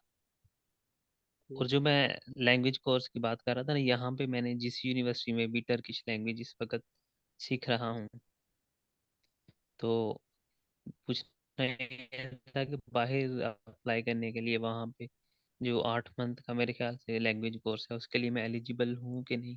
देखें, इसको मैं इस तरह से आंसर करता हूँ कि आप आप सब ने वहाँ पे आके लैंग्वेज पढ़नी है, भले आपका प्रोग्राम इंग्लिश में हो या ना हो। लेकिन अगर आपको पहले से तुर्किश आती है तो एक टेस्ट होता है, वो आप दें, और इतना मुश्किल नहीं होता। वो टेस्ट आप क्लियर कर जाओ तो आप लैंग्वेज पूरे साल को स्किप करके आप अपनी डिग्री कंटिन्यू कर सकते हो। ठीक है, फर्स्ट।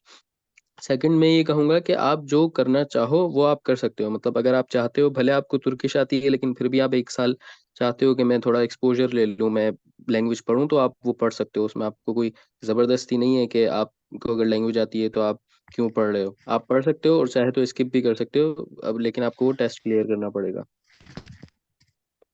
हाँ, मतलब आप उससे ना यहाँ पे जो असल टर्किश लैंग्वेज के लेवल्स हैं ना, वो A1 A2 B1 B2 C1 और C2 जो एकेडमिक्स का होता है लास्ट में।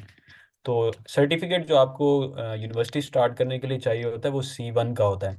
अगर आपको लगता है कि आप C1 क्लियर कर सकते हो तो डायरेक्ट जैसे ही आप यहाँ पे आओगे तो उनको कह दें कि मैंने C1 का टेस्ट देना, तो आप C1 का टेस्ट लेके मतलब टेस्ट आप अटेम्प्ट करेंगे, और उसका अगर आप पास कर जाते हैं तो C1 के सर्टिफिकेट के साथ आप जाके अपनी यूनिवर्सिटी स्टार्ट कर सकते हैं। अगर इन केस मतलब आप को लगता है कि आप मतलब A2 या B1 तक के हैं तो फिर आपको वो टेस्ट अटेम्प्ट करना पड़ेगा, तो फिर वो आपके कुछ महीने बच जाएंगे और आप आगे शुरू करेंगे। असल में सर मेरा ये है कि मेरे पास है उर्दू की डिग्री, तो मैं बाहर से ना हमारे यहाँ एक दफ़ा सेमिनार हुआ था, तो अनकारा यूनिवर्सिटी से प्रोफेसर आए थे, उन्होंने कहा था कि हम आपको उर्दू में जो है ना एमए में और पीएचडी में स्कॉलरशिप देंगे। लेकिन यहाँ पे जो स्कॉलरशिप है ना, इसमें वो ऑप्शन शो नहीं होता। तो मेरे पास एक ऑप्शन तो ये था, पहला ऑप्शन तो मेरा ये है कि मैं वहाँ पे एमए उर्दू के लिए ग्रेजुएशन के बाद मतलब जाना चाहता हूँ। लेकिन अगर वहाँ पे स्कॉलरशिप ना मिले तो मैं इस वजह से ये चाह रहा था कि मैं अगर लैंग्वेज कोर्स वहाँ पे जो है ना उसके लिए अप्लाई करूँ, और वहाँ जाके कुछ महीने ज़ुबान सीखूँ, और उसके बाद अगर मैं वहाँ पे सेल्फ सपोर्टिंग पे एडमिशन लेना चाहूँ ना किसी तरह। नहीं, आपको डायरेक्ट लैंग्वेज के लिए तो ये सिलेक्ट नहीं करेंगे कि आप सिर्फ लैंग्वेज के लिए ही यहाँ आ रहे हो, तो उसके लिए तो वो बिल्कुल आपको सिलेक्ट नहीं करेंगे। वो अगर आपने पर्सनली अपने एक्सपेंसेस पे आना, तब हो सकता है आके फिर कोई लैंग्वेज इंस्टीट्यूट ज्वाइन करें, तो उससे मुझे नहीं लगता कि कोई फ़ायदा होता है। वहाँ पे भी पाकिस्तान में भी टर्किश इंस्टीट्यूट हैं, या कोई आप ऑनलाइन ज्वाइन कर लें अगर आपने टर्किश लैंग्वेज सीखनी है तो। दूसरा सर एक सवाल ये था कि वहाँ पे जो टर्किश में बीएस टर्किश या एमए, उसका ऑप्शन है स्कॉलरशिप में कि नहीं? सॉरी, आवाज़ कटी है आपकी। मैंने कहा बीएस टर्किश या एमए इन टर्किश, इसका ऑप्शन है स्कॉलरशिप में कि नहीं? हाँ बिल्कुल है। ये इसका बिल्कुल इसका मेरे ख्याल में है, क्योंकि हमारी क्लास में भी टर्किश जो मतलब टर्किश पढ़ना चाहते हैं वो एज अ टीचर के तौर पे भी उसको लिंग्विस्टिक और फ़ैन अदबियात वाले हैं यहाँ पे, जो टर्किश लैंग्वेज को लेके आगे पढ़ना चाहते हैं, तो आप उसमें कर सकते हो अप्लाई, उसमें कोई इशू नहीं है। तो सर उसमें मेरे पास तो उर्दू की डिग्री है, तो बैचलर की, तो उसके बाद मैं मास्टर में अप्लाई कर सकता हूँ टर्किश लिटरेचर लैंग्वेज के लिए देखें कि नहीं? देखें बात आ, बात वही बात आपको करें। वही आपको बता रहे थे आपने। आप जो कुछ पढ़ना चाहते हैं आप वो पढ़ सकते हैं, अप्लाई करें उसमें, और आपको अच्छे से अपनी एप्लीकेशन बनानी होगी कि वो आपको फिर बताना पड़ेगा ना आपने टर्किश लैंग्वेज, क्योंकि अब आपकी पहले डिग्री उर्दू की है, तो आप टर्किश लैंग्वेज क्यों ज्वाइन करना चाहते हो, क्यों उसमें आगे पढ़ना चाहते हो, उसका लिटरेचर क्यों पढ़ना चाहते हो, तो फिर आप उसको आगे एक्सप्लेन करेंगे अपने मोटिवेशनल लेटर और रिसर्च में कि आगे आपने उर्दू और टर्किश को कैसे लेके चलना है। अच्छा मैं बताऊँ आपको थोड़ा सा, मेरे भाई पहली बात तो ये है कि आप जब अपनी बैचलर की एजुकेशन देंगे, जब सिस्टम को दे देंगे, तो जब आप मास्टर के लिए एमफिल के लिए अप्लाई करेंगे तो आपको अगर सिस्टम शो कराता है जो, लेकिन देखें वो ना आपके हाथ में ना किसी और के हाथ में, वो सिस्टम के हाथ में। अगर सिस्टम ने आपको जो डिपार्टमेंट शो कराए तो उसी से डिपार्टमेंट में आप अप्लाई कर सकते हैं। वो अब हम अभी हम नहीं कह सकते कि हाँ आप अप्लाई कर सकते हैं नहीं कर सकते। आप देखें अगर सिस्टम आपको शो करा रहा है तो आप एलिजिबल हैं उस प्रोग्राम के लिए। ठीक है, फिर आपने उस प्रोग्राम को डिफाइन करना, जैसे आसिफ भाई ने कहा कि आपने वो जो एक एडिशनल आइटम उन्होंने नीचे एक साइड प्रपोजल के बाद दिया, वो फिर आप एडिशनल कुछ बात करना चाह रहे हैं, तो फिर आप वहां पे कह दें कि मैं हाँ इस तरह उर्दू थी मेरी और मैं अब टर्किश में आना चाह रहा हूँ ये वो। लेकिन आप कर सकते हैं नहीं कर सकते ये सिस्टम आपको बताएगा। आप सिस्टम पे ट्राई करें, उसके बाद फिर जो भी डिस्कशन जी करेंगे जी तो फिर सर, हम समझ आ गई। और जी next sir. Mohammad sir Kamran ये का कि मतलब ओके, क्वेश्चन भी आप जी करेंगे। जी सर एक मिनट। जी जी बोले मैम। सर ये जो लैंग्वेज कोर्स के लिए, इसमें लैंग्वेज कोर्स के लिए जो इसमें ऑप्शन है, तो फिर उसके लिए कौन एलिजिबल है? सारे जो नहीं स्कॉलरशिप पे होंगे ना सिलेक्ट, वो सारे एलिजिबल होंगे टर्किश लैंग्वेज के लिए। लेकिन आई थिंक असद भाई मेरे ख्याल में इस बार उन्होंने नया दिया है कि अलग से प्रोग्राम 1 ईयर का, क्या लैंग्वेज कोर्स का। नहीं नहीं, 1 ईयर का सबका ही है, इंग्लिश जी टर्किश सर। लैंग्वेज का। नहीं असद भाई ये बात भाई कुछ और कहना चाह रहे हैं, वो ये सीन है कि हमने तो मास्टर में अप्लाई किया, अब वहां पे मैंने देखा इस बार 2-3 और भी ऑप्शन एक्स्ट्रा दे रहे हैं, तो एक और स्कॉलरशिप दे रहे हैं, कुछ वो यूरोपियन कंट्री में उसमें शामिल है, इसमें यूएसए भी शामिल है, जी कनाडा सर। भी शामिल करते हैं। और उन्होंने इस बार 1 साल का टर्किश लैंग्वेज कोर्स भी ऑफर किया हुआ है, अलग सा प्रोग्राम। हमारा तो मास्टर था ना, हम तो अच्छा मास्टर में अप्लाई किया, फिर मास्टर में सिलेक्ट हुए, फिर मास्टर जब इधर आए सही तो सही, हाँ। आगे आगे समझे। क्योंकि मैंने अपना पोर्टल काफ़ी टाइम से ओपन नहीं किया, तो मुझे नहीं पता कि वहाँ पे कौन कौन सी स्कॉलरशिप नहीं, इनलिस्ट हुई है। एक तो तो इस्लामिक बैंक की होती है और एक बुर्सलारी होती है। जी तो हाँ अगर इस्लामिक लैंग्वेज बैंक का, में बहुत दिया है। जी हाँ सर। लैंग्वेज का अगर आया हुआ तो फिर जी करें अप्लाई उसके मेरा ऊपर। उसके ऊपर आप अप्लाई करें, जी शायद भाई जी मारे कोई इशू जी नहीं। सर, मेरा सवाल यही था कि वो वहाँ पे शो हो रहा था कि जी जी 8 महीने का वो कोर्स था, उसमें शो हो रहा था कि आप एज अ रिसर्चर उसमें अप्लाई कर सकते हैं, तो मैं उसका पूछ रहा था। वो नहीं फिर नहीं, अगर अगर वहाँ पे अगर ऑप्शन है तो करें। हाँ उस पर आप ट्राई करके देखें, अगर जी फिर सर। कंफ्यूजन हो तो फिर ग्रुप में डिस्कस कर लेंगे, ठीक है। हाँ ठीक है, शुक्रिया सर, चलिए। बहुत शुक्रिया सर। मोहम्मद कामरान, मोहम्मद कामरान का जी जी यस, अस्सलाम वालेकुम। वालेकुम अच्छा सलाम। मैं जी आई एम ऑडिबल, मेरी आवाज़ आ रही है? जी जी। अच्छा मैं मास्टर का ग्रेजुएट हूँ। लास्ट 2 ईयर से मैं जॉब कर रहा हूँ और प्लांट प्रोटेक्शन ही मेरी फील्ड है, एंटोमोलॉजी में मेरी रिसर्च है। तो रिसर्च प्रपोजल को लेके मेरा एक क्वेश्चन है कि अब मैंने तो थीसिस भी लिखा है, मेरे पास मास्टर की रिसर्च है। तो जो मैंने रिसर्च प्रपोजल लिखना है उसमें जैसे इन्होंने बताया कि साइटेशंस भी डालनी है, तो मेरे पास प्लान आउट ये है कि मैं जो मैंने मास्टर्स में रिसर्च की है उसी में ही एक एस्पेक्ट और डाल के मैं अपना पीएचडी का प्रपोजल लिख सकता हूँ। तो जो मेरे पास मास्टर्स के थीसिस में मेरे पास साइटेशंस हैं, रिव्यू ऑफ लिटरेचर है, इंट्रोडक्शन है, मैं वो यूज करके with addition of some new things मैं उसको रिसर्च प्रपोजल में यूज कर सकता हूँ पीएचडी के लिए। हाँ हाँ बिल्कुल। आप इसमें जवाब दें। नहीं नहीं, कंटिन्यू करें। हाँ हाँ बिल्कुल आप यूज कर सकते हैं, नो इशू। मतलब ये है कि अगर वो आपका थीसिस कहीं पे आपने सबमिशन कराई है, पब्लिश हुआ है, तो फिर उस चीज को थोड़ा सा देख लेना, वो पैराफ्राइज कर लेना उसको, कहीं वो इसमें ना कर दे तो उसकी आप उसको मॉडिफाई करके आप ये, कुछ लोग तो प्लान ही इस तरह बनाते हैं मास्टर का कि हमने मास्टर में वो सर्च करनी है, फिर उसको पीएचडी तक एक्सटेंड करके जाना है, तो वो यही होता है कि हम्म। उसमें थोड़ा सा बहुत पैरामीटर एक्स्ट्रा वो ऐड कर देते हैं, मॉडिफाई कर देते हैं, और फिर उसको अपने सर्च को पीएचडी तक लेके जाते हैं। तो ये आपकी ठीक है। अच्छी मतलब अच्छी बात है, अच्छी है कि आप एक ही डोमेन में आप उसकी डेप्थ में थोड़ा जाना चाह रहे हैं, तो नो इशू। क्योंकि और वो थीसिस आपको, ही है, सिर्फ यूनिवर्सिटी लेवल तक ही है, कहीं पे पब्लिश वगैरह कहीं पे भी नहीं हुआ। जी जी, और आपको एक दूसरी बात बता दूं, यहाँ पे आपको प्लांट प्रोटेक्शन को ही लेके चलना पड़ेगा। तो अपना जो मतलब कोर्स होगा, मतलब आप सर्च प्रपोजल बनाएंगे तो वो प्लांट प्रोटेक्शन के रिलेटेड ही बनाइएगा। ये एंटोमोलॉजी और प्लांट पैथोलॉजी यहाँ पे सेपरेट नहीं है। और दूसरी आपको खबर ये भी दे दें, यहाँ पे एग्रीकल्चर टोटली टर्किश में है, आपको इंग्लिश कोर्स नहीं मिलेगा। Very well sir. ठीक है असद अगर भाई, अगर मैं एक चीज अप्रिशिएट करूंगा असद भाई कि आपने ये हेलो जी जी एडजस्टमेंट टोटल इंग्लिश में है। सर वो आपको नहीं मिला, मैं आपको बता रहा हूँ कि एग्रीकल्चर यहाँ पे यत्वे पे जो आता है ना उसको तो ये इंग्लिश में नहीं मिलता।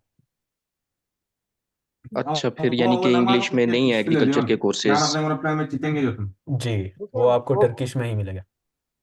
वो डिपेंड कर रहा होता है नहीं इस नहीं इसमें अब क्या सजेशन क्या है, मैं यही पूछना चाह रहा हूँ, should I even bother to apply कि आपको अगर नई लैंग्वेज सीखने का शौक है तो जरूर करें, क्योंकि आपके 5 साल हैं आपकी पीएचडी के, तो उसको बात आप बात देखिएगा। इमरान भाई, फॉर योर काइंड इंफॉर्मेशन, अगर आप इंग्लिश प्रोग्राम में भी सिलेक्ट होते हैं तो यहाँ पे आके आपको फर्स्ट ईयर जो है वो टर्किश सीखना पड़ेगा। ये टर्किश जैसे का जो भी स्टूडेंट सिलेक्ट होगा उसके ऊपर फर्ज है, फर्ज वो तो नहीं प्रॉब्लम, वो ठीक है, अच्छा टर्किश सीखना तो नहीं प्रॉब्लम, लेकिन जैसे होता है ना कि आगे पढ़ना भी सारा टर्किश में पड़ेगा, that will be some issue. वो ये है कि आप जब यूनिवर्सिटी सेलेक्ट करेंगे तो वो यूनिवर्सिटी आपको सिखा देंगे टर्किश का प्रोग्राम। अब जिस तरह मेरी यूनिवर्सिटी एडजस्ट यूनिवर्सिटी है, उसमें जो एग्रीकल्चर फैकल्टी है उसमें एग्रीकल्चर और नैनो टेक्नोलॉजी के ये दोनों फैकल्टीज में प्रोग्राम इंग्लिश में है। मेरे साथ जो साथी है इम्तियाज, उसका प्रोग्राम इंग्लिश में है। तो ये डिपेंड कर रहा होता है, अब जिस तरह इसमें आसद भाई इंग्लिश प्रोग्राम नहीं है, तो ये डिपेंड कर रहा है यूनिवर्सिटी जब आप सिलेक्शन सेलेक्ट करेंगे उस टाइम वो आपको शो करा देगा। जिन यूनिवर्सिटी में इंग्लिश प्रोग्राम नहीं है तो वो टर्किश शो करा रहा होगा, जिसमें होगा तो वो भी शो करा देगा आपको। सर मैं आगे प्लांट प्रोटेक्शन के हवाले से ही बता रहा था कि प्लांट प्रोटेक्शन मैं सिलेक्ट करके आया तो प्लांट प्रोटेक्शन टर्किश में ही था, इंग्लिश में ऑप्शन ही नहीं था। तो आप अब टर्किश में ही सारा लेके चल रहे हैं आप? जी जी, मैं टर्किश लैंग्वेज ही अच्छा, सीख रहा हूँ। ठीक हो गया, चले ठीक है, थैंक यू। जी थैंक यू।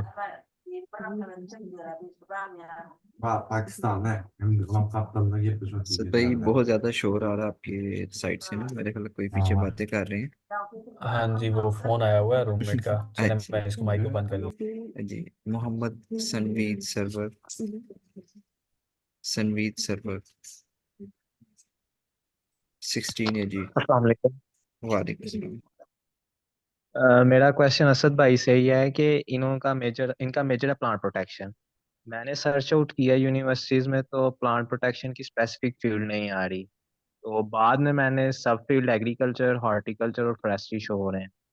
उनकी डिग्री सर्च आउट किया तो उनमें इंस्टीट्यूट बता रहे हैं नेचुरल एंड समथिंग। तो ये सारी कैटेगरीज एनिमल साइंसेज में फॉल करेंगी हमारी प्रेफरेंसेस में जाके जब हम यूनिवर्सिटी सेलेक्ट करेंगे।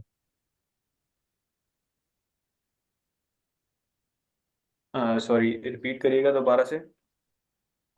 असद भाई, जो प्लांट प्रोटेक्शन मेजर है हमारा एग्रीकल्चर वालों का, मैंने एज इट्स इसकी स्पेसिफिक प्रेफरेंस नहीं आती सर्चिंग में। जब हम यूनिवर्सिटी प्रोग्राम सर्च करते हैं लैंग्वेज दे के और प्रेफरेंस उसमें आते हैं एग्रीकल्चर ऑप्शन, हॉर्टिकल्चर और देन फॉरेस्ट्री। और जब हम यूनिवर्सिटी प्रेफरेंस लिस्ट शो होती है वहाँ पे animal nutrition, animal veterinary, animal sciences, तो हम एनिमल साइंसेज वाली यूनिवर्सिटीज को सिलेक्ट करेंगे।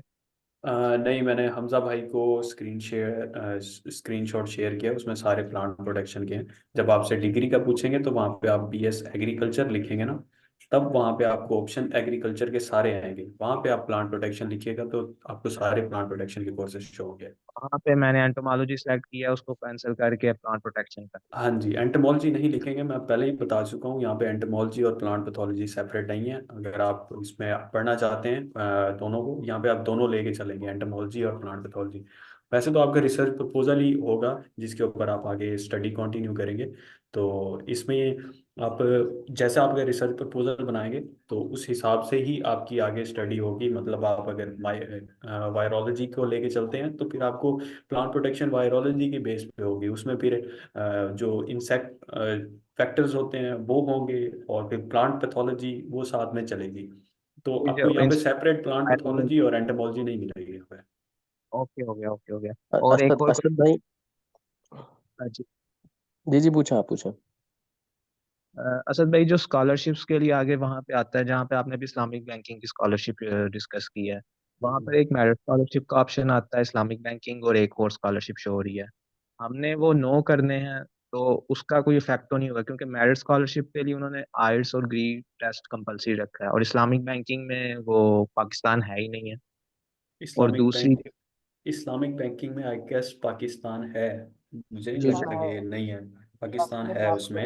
आज डाउनलोड किया उसमें अफगानिस्तान है, पाकिस्तान नहीं। वो नहीं, चेंज होगा अफगानिस्तान का स्टूडेंट तो अभी आया हुआ है, लेकिन पाकिस्तान का है, आप अप्लाई करें। मुझे नहीं लगता कि ऐसे कैसे हो सकता है कि इस्लामिक नहीं, पाकिस्तान बैंक का में है। पाकिस्तान नहीं आता। अच्छा देखें मैंने वो लिस्ट अगर डाउनलोड की थी, इसलिए मैंने ये है आपसे ना। कंफर्म।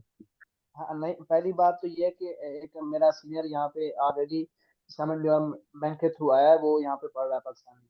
और दूसरी बात ये कि जरूरी नहीं लास्ट ईयर जिस टाइम इन्होंने स्कॉलरशिप दी ही नहीं थी वो वाली, तो ये हर साल मॉडिफाई करते रहते हैं। अगर इस साल नहीं है तो अपना, वरना आप एंड पे क्लिक कर दें तो इससे जाता आपका कुछ भी नहीं है, तो आप क्लिक कर दें बस। आपकी मेन एप्लीकेशन तो जते पे वाली है, वो एंड पे आपसे वैसे 3-4 सेशन पूछते हैं कि ये स्कॉलरशिप अगर आपको मिले तो आप लेना चाहेंगे। आप उनके ऊपर क्लिक कर दें, हाँ लेना चाहेंगे, नहीं देंगे तो नहीं देंगे, तो आप क्लिक कर दें इसके ऊपर। ओके, हो गया। मतलब उस पर ना भी करेंगे तो कोई इशू नहीं है, क्योंकि जो तुर्की की नहीं नहीं स्कॉलरशिप है नहीं, वो पोर्टल पे नहीं, सेपरेट है। वो इशू पहली नहीं है फर्स्ट जी। प्रायोरिटी आपकी यतेबे है। वो यतेबे से जो बच्चे सिलेक्ट होते हैं, जो सिलेक्ट नहीं होते फिर वो दूसरी कैटेगरी में उनको वो फॉल करते हैं। पहला यतेबे आपका। क्योंकि सबसे जो बड़ी स्कॉलरशिप है गवर्नमेंट ऑफ तुर्की की, वो यत्तेबे तुर्की बुर्सलारी है। सबसे अच्छे से आपको ही हैंडल किया जाएगा अगर आप इस स्कॉलरशिप पे आते हैं। वो बात की बात है। तो अभी हम जो भी डिस्कस कर रहे हैं वो इसी स्कॉलरशिप के लिहाज से ही कर रहे हैं। बाकी स्कॉलरशिप तो वो बात की बात है। ओके, हो गया, थैंक यू। असद भाई, यहाँ पे मैं एक बात ऐड करना चाहूंगा कि आपने ये बात बहुत अच्छी की कि अगर आपका प्लान है बाहर जाने का तो ये स्कॉलरशिप ना हुई, आगे और भी अपॉर्चुनिटीज है। अभी से ही अपने डॉक्यूमेंट्स को है वो अटेस्टेशन वगैरह करवा लेनी चाहिए, नहीं तो फिर बाद में बहुत हार्ड एंड फास्ट हो जाता है, फिर वो ठट्टा एयरपोर्ट का सहारा लेना पड़ जाता या है। भाई बहुत अच्छे से जानते हैं ठट्टा एयरपोर्ट को। अब मैं लाइव सेशन में कुछ भी नहीं कहता। चलो नेक्स्ट क्वेश्चन जिसका है वो पूछे कैरी। जी मोहम्मद वकास, लास्ट क्वेश्चन है भाई। जी मोहम्मद वकास, लगता है वो अपनी बारी का इंतजार कर करके भाई सो तो नहीं गए। वालेकुम आ अस्सलाम। गए आ गए। आ गए मेरे साथ। आ गया भाई। मेरा क्वेश्चन था वो लेटर जो है रेफरेंस लेटर के बारे में। उन उसमें आप लोगों ने बताया कि दो बंदों से जो है वो रेफरेंस लेटर लेनी पड़ती है। मेरा सर बैचलर पे अप्लाई है ना, तो मैंने वो कॉलेज से सिर्फ लिया हुआ है। कॉलेज का जो प्रिंसिपल था उससे मैंने वो लेटर, वो काफ़ी है या फिर यूनिवर्सिटी वगैरह से भी ले लूँ? मैं अभी रिसेंट जो है वो यूनिवर्सिटी में भी पढ़ रहा हूँ, फर्स्ट सेमेस्टर है मेरा।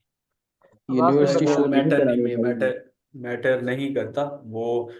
मुझे नहीं लगता, इन्होंने लिखा होता है कि आप कहीं से भी ले सकते हो। एक तो आपके मतलब जिस जहाँ से आप ग्रेजुएट हुए एक तो लाजमी वहाँ से होता है। अगर आपकी मतलब मैट्रिक इंटर खत्म हुई है तो एक तो कोशिश करें वहाँ से करें।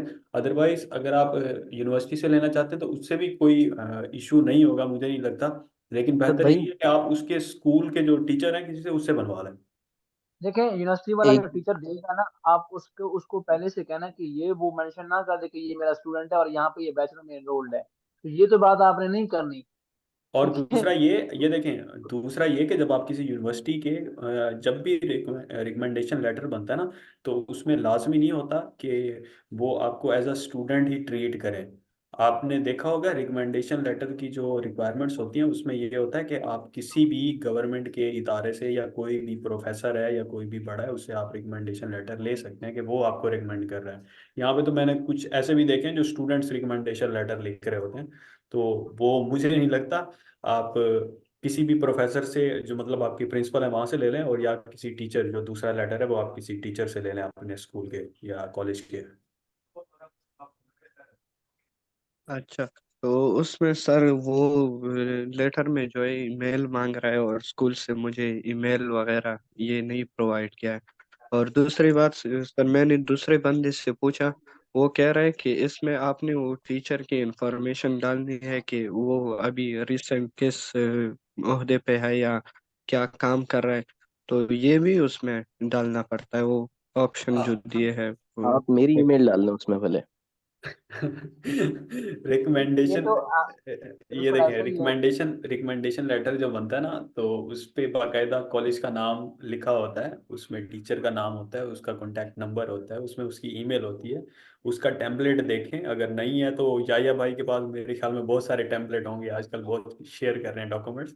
तो वो एक आध भेज देंगे ग्रुप में, उसको देख के उस तरह का आप रिकमेंडेशन लेटर बनवाओ टीचर से या प्रिंसिपल से, तो उसको आप अपलोड करेंगे। ऐसे कोई सिर्फ लिखा हुआ सफ़ेद कागज़ पे वो अपलोड नहीं कर देना कि पता ही ना लगे कि लिखा किसने है।